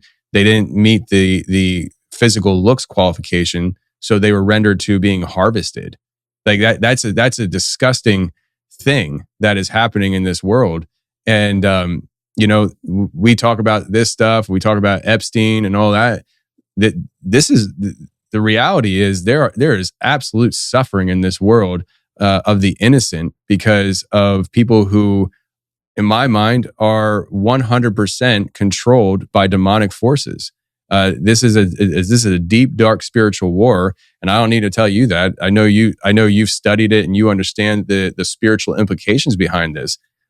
There is a dark ruling authority and power operating in this world, and we're starting to see some serious glimpses of it through this kind of intel coming out. Yeah, and it kind of moves us to the next piece that he was talking to us about. And you brought up Epstein, and he is actually relevant here, but he starts talking about babies and children, and they're actually frozen and sent dead to these elites for all kind of ritualistic practices. And he said this is through the direction of these entities and these Mesopotamian gods. And we can look at Moloch and Baal, and I'm sure we'll talk about them here in a second, because he specifically talks about two of them that the government is working with, at least these shadow governments are working with. But he also talked about something else, which really raised some red flags to me, these NGOs, and they were moving children through the U.S. by major businesses. So these non-governmental organizations are essentially covertly trafficking children. And you know what it made me think about, Tony, was Wayfair and all of that wild stuff that went down with Wayfair, which I don't know if you know, but a lot of interesting things came out recently about Wayfair as well. And I was actually, shocked at the fact that during the Epstein files, Wayfair was mentioned 400 times in the Epstein files. And there was an actual email to one of Epstein's assistants where he sends a payment of over $8,000 to a Karna Shuliak.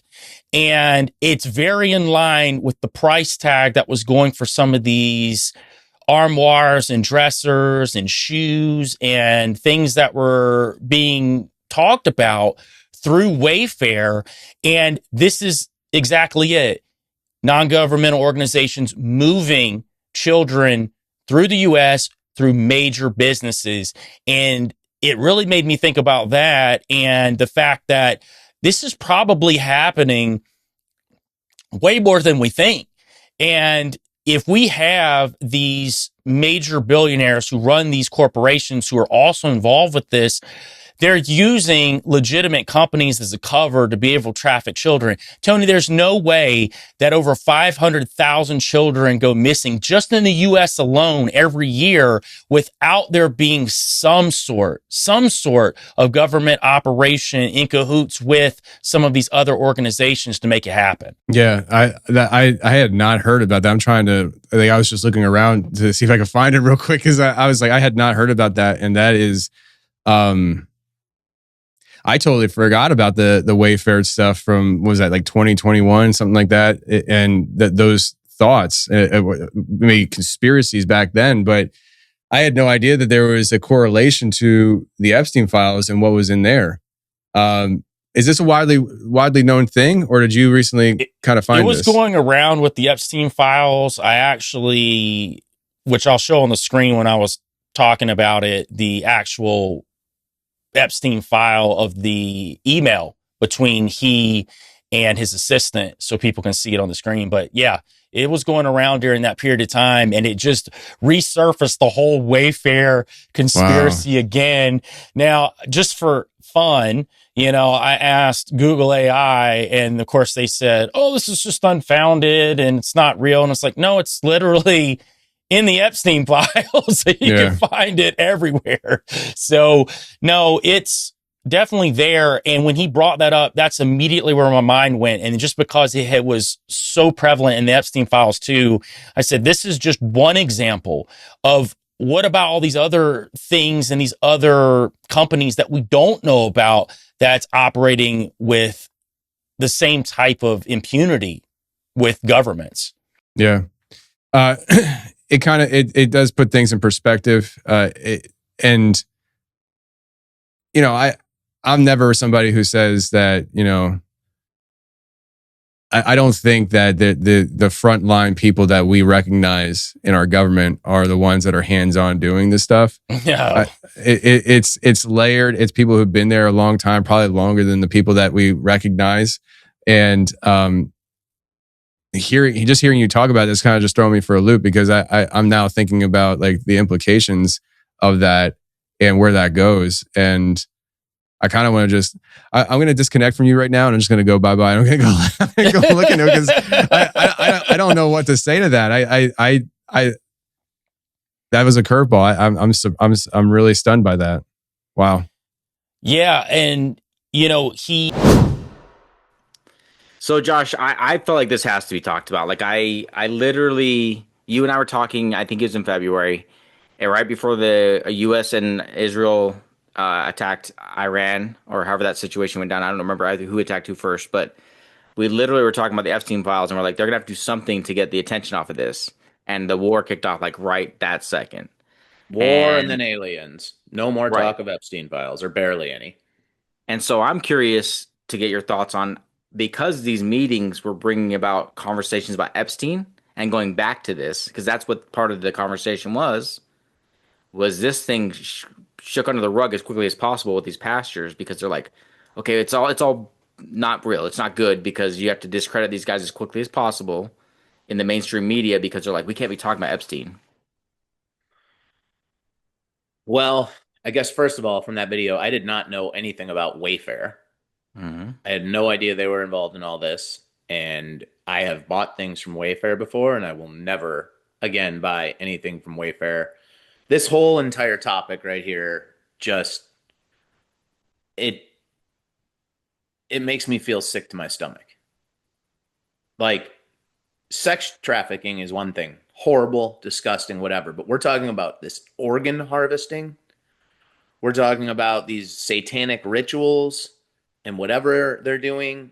And I start to like, just my head wants to explode. And I just feel sick. Like, how can this be happening in our country? And I know we've talked about Victor Marx on here many times and how he combats this in his life. I want to actually bring up Tim Tebow right now. That's someone that people don't talk enough about. He is awesome. He has an entire foundation that combats sex trafficking or just trafficking in general. And he's doing amazing work out there. He's an awesome guy. He also has a foundation, completely side topic, but that like holds like events to make people with special abilities Down syndrome, autistic kids, things like that. And it just like gives them this awesome feel good, like amazing. Anyways, he does awesome stuff. I just wanted to highlight Tim Tebow really quick because I think he's amazing and he doesn't get talked enough about. But back to the topic here, and that is just how is this happening? How has it been happening? And how does nothing stop it? I mean, it comes full circle though. If these alien discussions, demons, it all comes from demonic nature. Like they're literally, don't look at this part of it. You're gonna get really mad if you see. But it's the whisper. They're whispering the Epstein stuff because me and you looked into this stuff a while back. Yeah. And everything they're sharing right now is the stuff that we were hearing. Exactly. And so when you start to hear people are being trafficked, and it's 500,000 kids a year, how is that possible? And I just look at like an individual human being who's taking part in this. Like, I can't fathom having enough evil inside of someone. Like, every person I've ever talked to in my life, I can't imagine them having enough evil inside of them that they would knowingly sell a child, an innocent child, to go have their organs cut out of them so that someone could care about money that much. Like, I don't have a word besides I can get the demonic ritual people because they're doing demonic rituals. That's just pure evil on its own.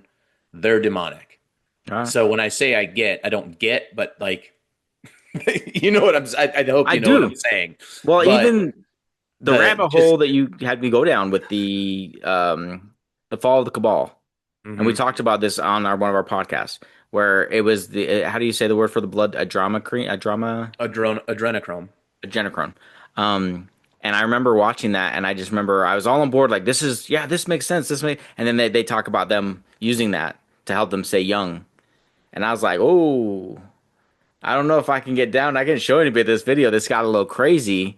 But as I've grown in my faith, and there's so much power in our blood, and I think that even when we represent that with Jesus Christ, the power in his blood, there's something supernatural about our blood. And so when I start to break that down, I was like, it just makes more and more sense.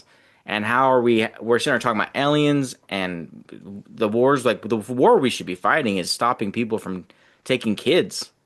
Yeah. Like, I don't know how as adults, as men, we can't see that this is like, we shouldn't be arguing about politics. This is silly. Like, this is like, we have serious work we need to have done. And this is where I feel it clearly is a spiritual battle. Right. Because if there was not a God and there was not a devil and there was not a spiritual battle taking place, like, I feel like this would have been shut down. Right. And on top of it, we're just talking about Christianity, the Nigerians that are being killed by Muslims all the time for just being Christian. Yeah. And not following, not turning to the Muslim faith. Like,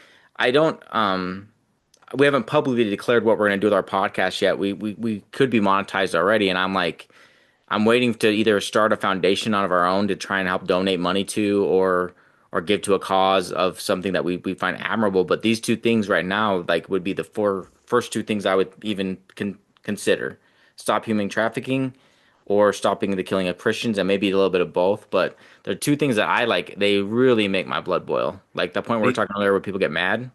Yeah, the human trafficking part, I've thought about it so many times. It's like, where do you begin? I would love to get involved in that fight, and it's like, where do you begin? I've looked up like, can I get hired at Tim Tebow's foundation? But it's in Jacksonville, and there's never been any positions open. And I'll find out from my church, because my church does participate in it. And I'll post it on here. I'll put the website on here for anyone else who gets motivated about it. And I've talked to a few guys that work for it. And they do they run like a call center, and they look for people online who could be being trafficked. And one of the guys I talked to shared, and I might have shared this on the podcast, I can't remember, but he basically called one of the girls, and it was like a 45-year-old woman who's being trafficked.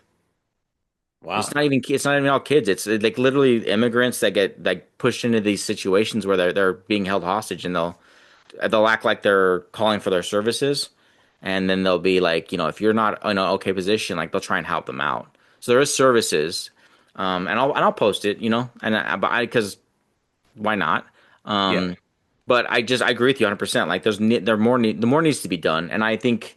I'm not trying to belittle these conversations we have with the aliens. I do think it's important to acknowledge that lukewarm Christians or Christians who can be deceived, we do need to acknowledge that.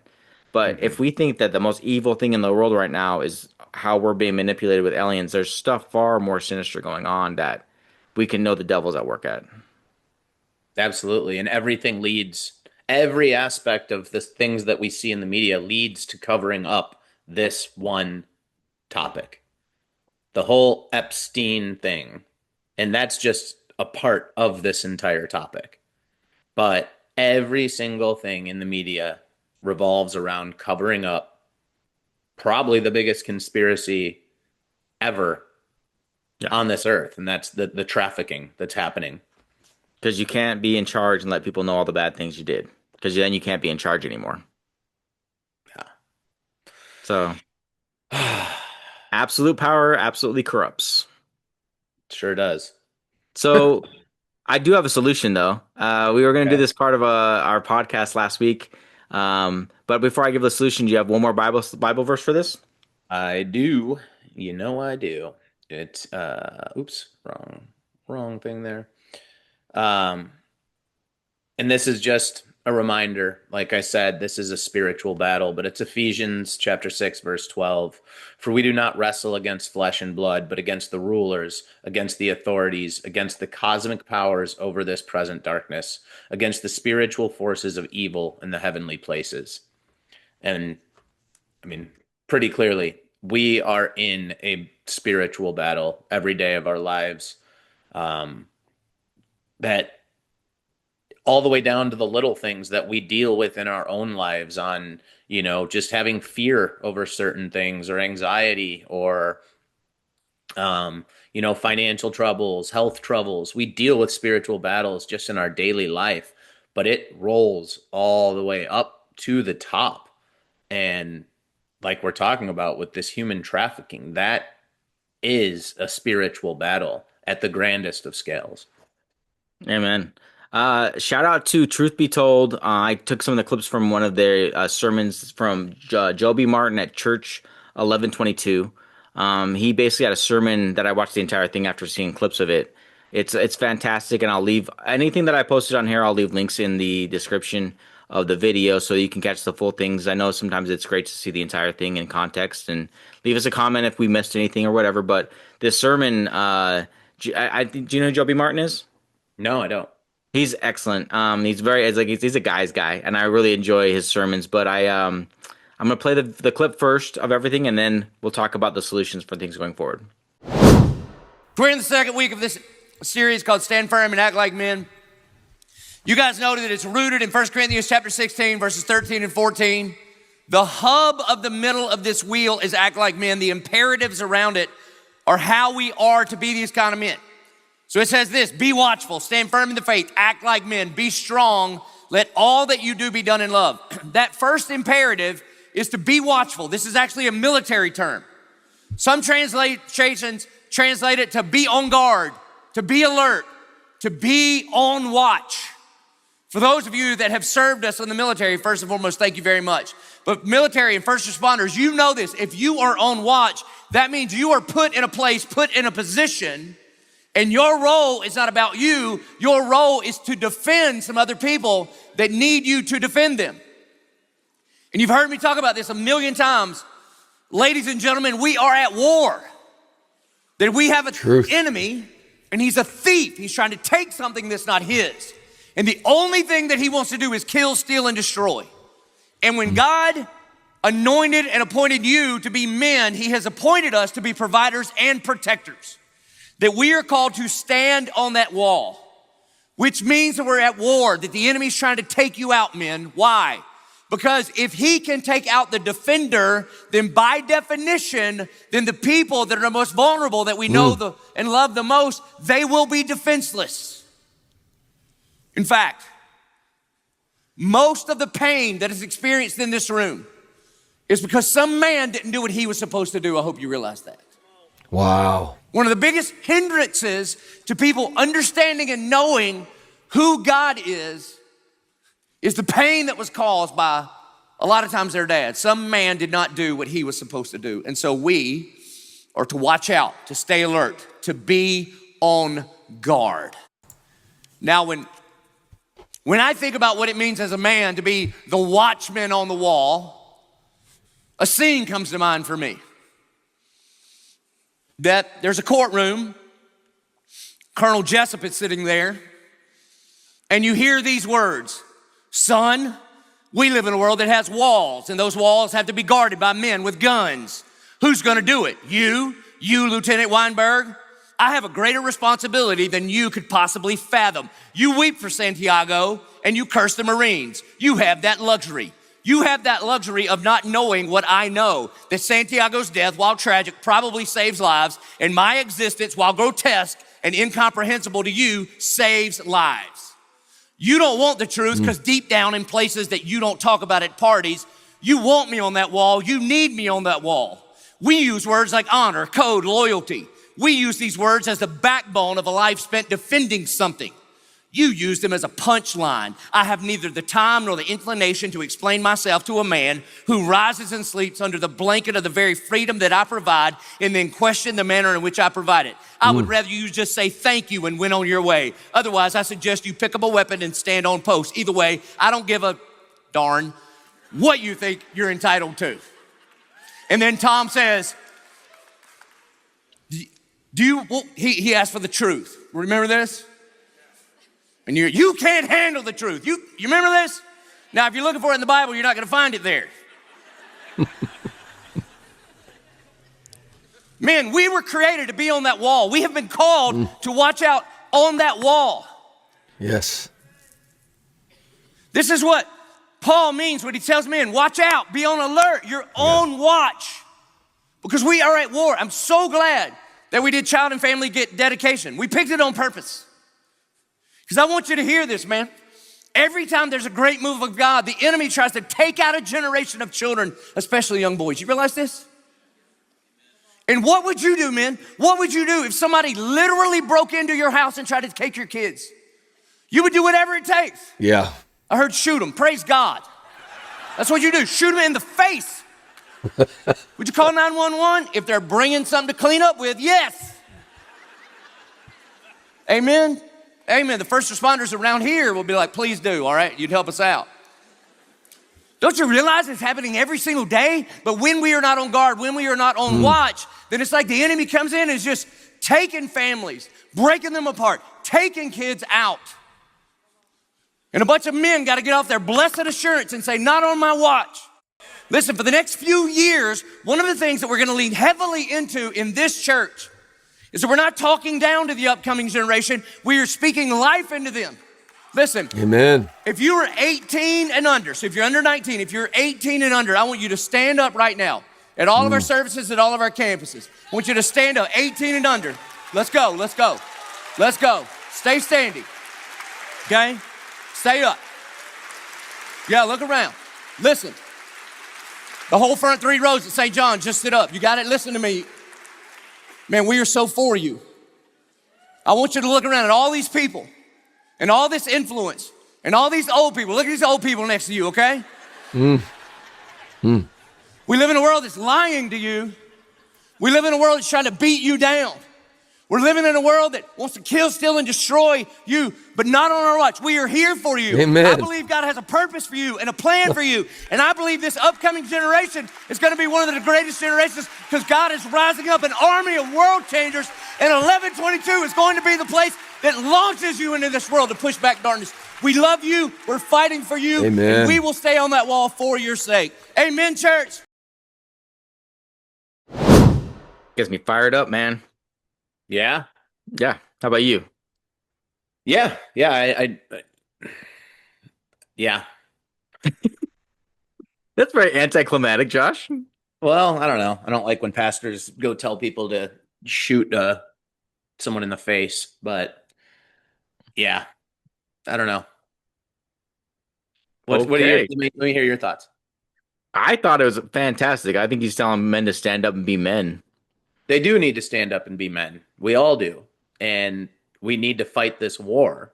But the war isn't going out with guns and whatever. The war is by winning the numbers, by spreading the gospel, by spreading the word of Jesus Christ. That's how you win the war.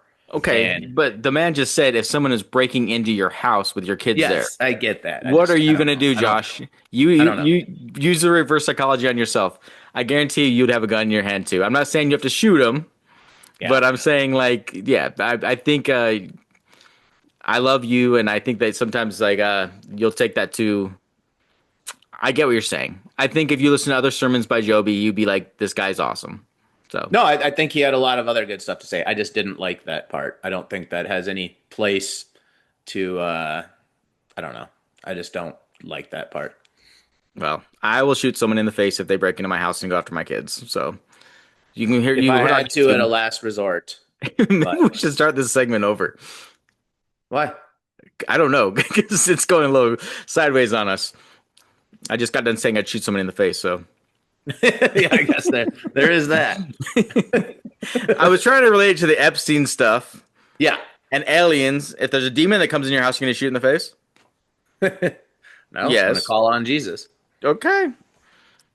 Demons can't be shot. Jesus is the answer to everything. And that's what my pastor always says. If you say Jesus, he's like 99% of the time in church, you say Jesus is the answer, you're going to be right. Yeah, it's true. So, yeah. It's definitely true. No, I think men definitely do need to stand up and be men. And I think that is through speaking out, right? Mm-hmm. We need to stand up against all of the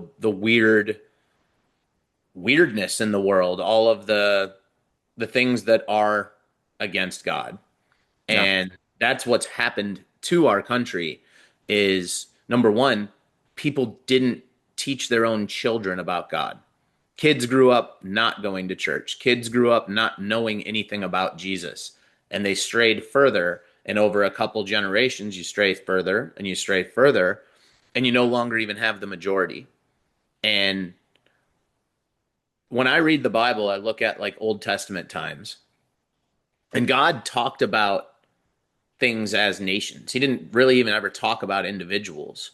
And it kind of came over me right then, like, when you have a majority in your nation, you're good in God's eyes.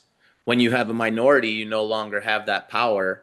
You've lost God's will. You've lost his favor because you don't even have that majority. And so to me, that it starts with that, is trying to get the majority back. And when you have a majority, you can win battles. I agree, and I think that the thing we're combating right now, obviously, we're talking about human trafficking and things like that, and that's like obviously way more important than influencing young men. Because I immediately I go to like, if you're not influencing your kids or the men in your church, who's going to influence them? And I think of like Andrew Tate, and I do not want my son idolizing Andrew Tate. And I don't know what influencer I would be comfortable with unless it's a pastor or another man of Christ. Yeah. And so like I think of these the influences, like what I'm just trying to think of as men, what can we do? And like I think we need to start being the guiding light and start to stand up and start to say these things aren't okay. And I hope whoever watches this podcast today, that's what we stand for as United States Marines. Like I I cannot help but think if I saw a little kid that was in danger, what I would do to help them. For sure. And then we don't have to bring up like demons or anything like that. And if it's a kid, especially, I'm going to sacrifice a lot more of the risk I would take for a kid versus somebody who might have put themselves in a bad position as an adult. Yeah, I'm definitely gonna do anything to help a kid in a situation like that. One thing I wanted to add, so it's kind of funny. So Emerge conference that we went to last year. Mhm. You saw a lot of like this, right? Being a man, and I loved it. The year before, there was even more than the conference you went to, and that's kind of the way their church does it. The church I'm going to currently, I go to this Tuesday night men's group called The Forge, and I want to highlight how important something like that is for men to become men. We also need to we first need to not be broken. And I think that's something that gets skipped over a lot when people are just saying, go out and fight and be men and stand up like men, which is extremely important. But also there's the other side of it, is our society has told men for so long that they are to suck it up, to, shut their mouths and keep going and do whatever, that there's so many broken men who can go out and try to be that, but they're broken and they don't know how to actually stick with standing up in the name of God. And so I want to highlight both sides of that. Is make sure as a man that you are also handling getting yourself healed, getting past the traumas you had as a child, the divorce that you haven't gotten over, the alcoholism, the whatever it might be. And a lot of churches have men's groups like that where you can go and do that.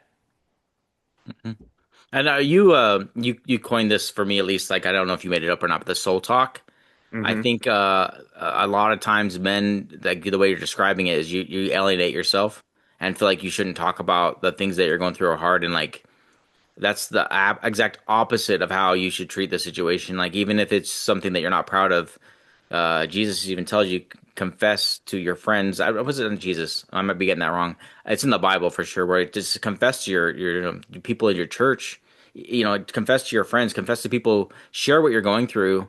Because most of the time, once you start breaking down that wall, like, and you start sharing something about yourself that you're not proud of or something you're having a hard time with, the guy next to you is going to be like, I've suffered with that too. Like 90% of the time. It's like, if not, they're going to listen to you and love on you. Because nobody wants to beat each other up over the hard things they're going through. We just suffer silently. Yeah. Yeah. I mean, you talk about it, like just the group I'm in, like how many people have dealt with an addiction to those sites that these trafficking victims typically end up on. Mm-hmm. Right? It's so many guys that go through it, but the ones that are experiencing it are feeling shame and feel like they're the only one. Well, you mentioned the conference we went to, and like, obviously it's private what people shared in their personal spaces, and we're not going to talk about that, but it was very eye-opening to see how many men went through trauma that would be considered by anyone else to be like life-changing trauma. Almost every single one of the guys we talked to had something that was serious. So it just goes to show you that we all go through something really serious that can change who you are as a person. And if you're not putting your life with Jesus, like, Jesus does make things better. You 100%. Give your life to Jesus, like it's being rooted in Him and working outwards. And I think that's where you were coming from with the end of the video when you're like, I don't like when he's saying that. I get it, and I was hoping you'd be a little bit more fired up and go in a different direction of it, saying like being a protector, because I do stand by that as well. I do think that Christian men aren't called to be cowards. And for sure, we're definitely meant to stand up. But my whole thing is, to me, being the greatest man you can possibly be is, number one, healing yourself through Jesus, and then going and being a champion, which means to be in between. And so to stand in between the evil of the world and what you love, what you are protecting. And in order to do that, you yourself need to be strengthened. Your mind needs to be renewed. You need to be capable of taking on the battles that you're going to be facing. And that's where you win the spiritual battle is, you yourself get that healing. You yourself get the strength that you find through brotherhood, through being together with other men of Christ. And then you go out and you pass on that knowledge and healing that you've had to others, while also being that champion of standing in between the evil of the world and your family or of your other brothers or sisters in Christ. And to me, that's winning that battle, to win the war, to be a true man. And the awesome thing too is I feel like God is calling men back to him right now, like in a way that's I've not seen before, where some guys that I wouldn't even think would be Christian 5, 10, including myself, 5, 10 years ago, the way that I am now, I would never have guessed it. And like I know all of us have different roles to play and different leadership roles to play with young men, where you might not think that you have a story that's worth telling, but you start investing to a young man and sharing your accolades or your downfalls. Those two things can be really big stepping stones for another kid to listen to you talk about, or young man, and they can definitely use your life lessons of things you achieved or where you fell short, and you being admitting to these things can help them deter them from things or help them advance in different ways. Like, I just think that we need to pour into young men. I think that's the solution, because we got to pass on the baton a little bit. Like we're getting old. You might be. I'm just kidding. Oh, we're getting old, man.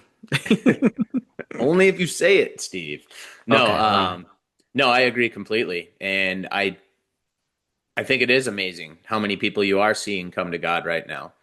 And I know I've said this on the show before, but I really think we're at a point where the wheat is starting to separate from the chaff. Yeah. Meaning the true believers are going to be here, and the ones who aren't are going to be over here. And that's the battle. And it's how many can we get that still aren't chaff, that are still in between, can still be the wheat. How many of those can we get before it's all said and done? Yeah, it's gonna be a battle, but I think things will keep on getting exposed, and the things, like I said before, are getting whispered today are going to start getting screwed tomorrow. I think the Epstein thing's a matter of time before something really becomes finite with that, where people are really seeing the government, people who are leading things that are hiding behind other things right now. Like they're really hiding behind, like they can't tell anybody about this. Like it can only go on for so much longer, because we talked about you wanting things to be just, and how God is a just God. And I think that's like where things start not resonating well with me, is when things aren't, fair is not the word I want to use, but when it's not just.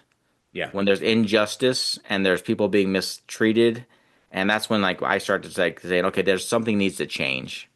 And so hopefully, like, either Jesus is coming back, or it is time for us as a nation to stand up as Christian men and start saying, like, we need to spread our influence, and we need to start taking accountability for being quiet, and we need to start saying this cannot happen on my watch anymore. Absolutely. And I hope as time goes that more and more of it does get exposed. And I hope that the people who have taken part in any form, whether they were a small part of it and kept their mouth shut, or they were a large part of it and a big, leader of it, they all deserve to go down in whatever capacity going down means.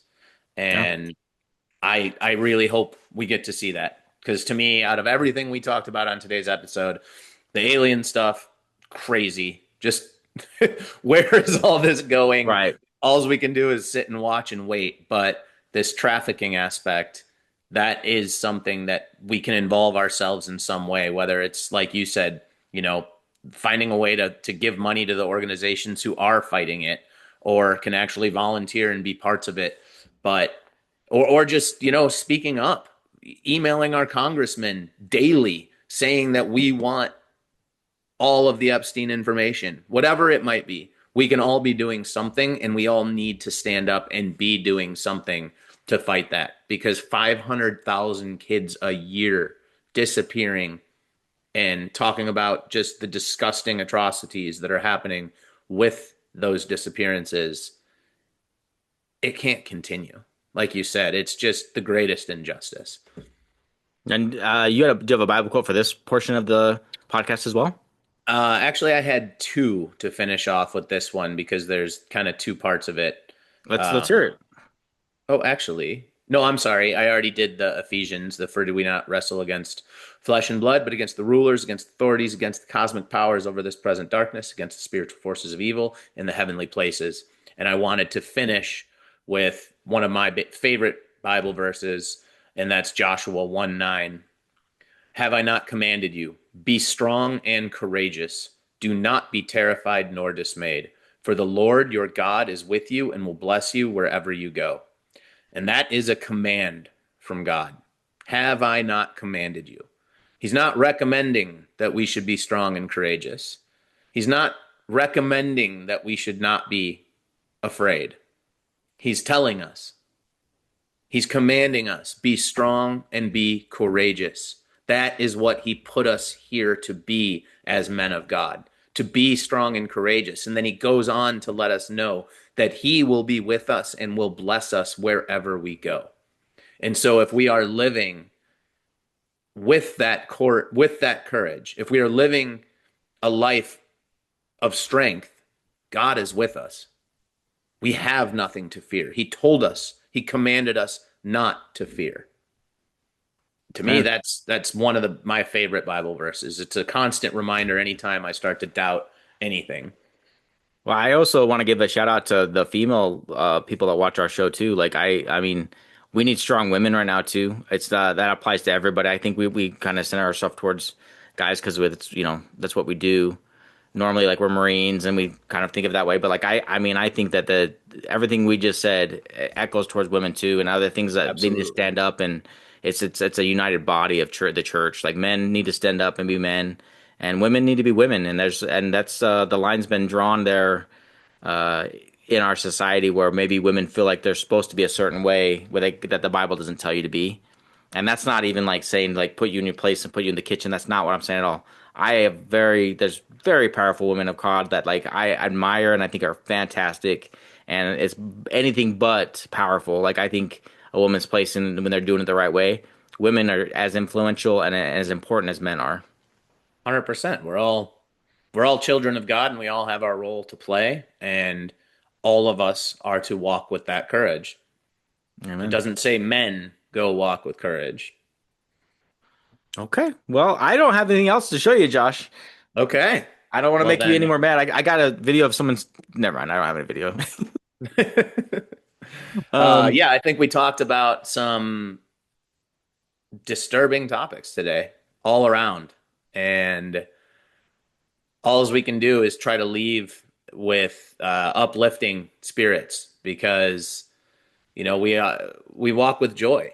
We are here and we are children of God. We're redeemed, we're forgiven, we are children of God. There is nothing that we have to be down about. No matter what we're looking at in the world, we need to step outside and be not of this world and be those children of God and keep our minds set on heavenly things and to go out there and to do our part in bringing that to others.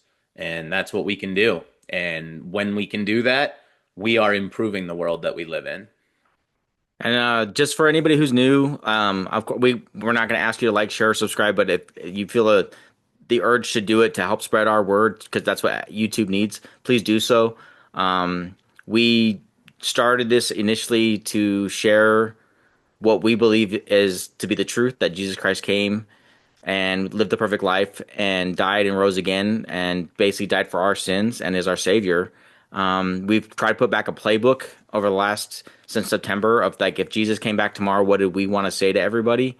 And this is it. This is the stuff we're trying to share weekly. Like, yes, I hooked you with the alien stuff, but if you stay tuned, you got to learn that we're basically saying there's a lot more in this world that the devil's doing that we need to fight until Jesus gets here. So I hope you liked the episode, and we love you guys, and we'll see you guys next week. All right. Love you guys. Thanks for watching. Stop recording.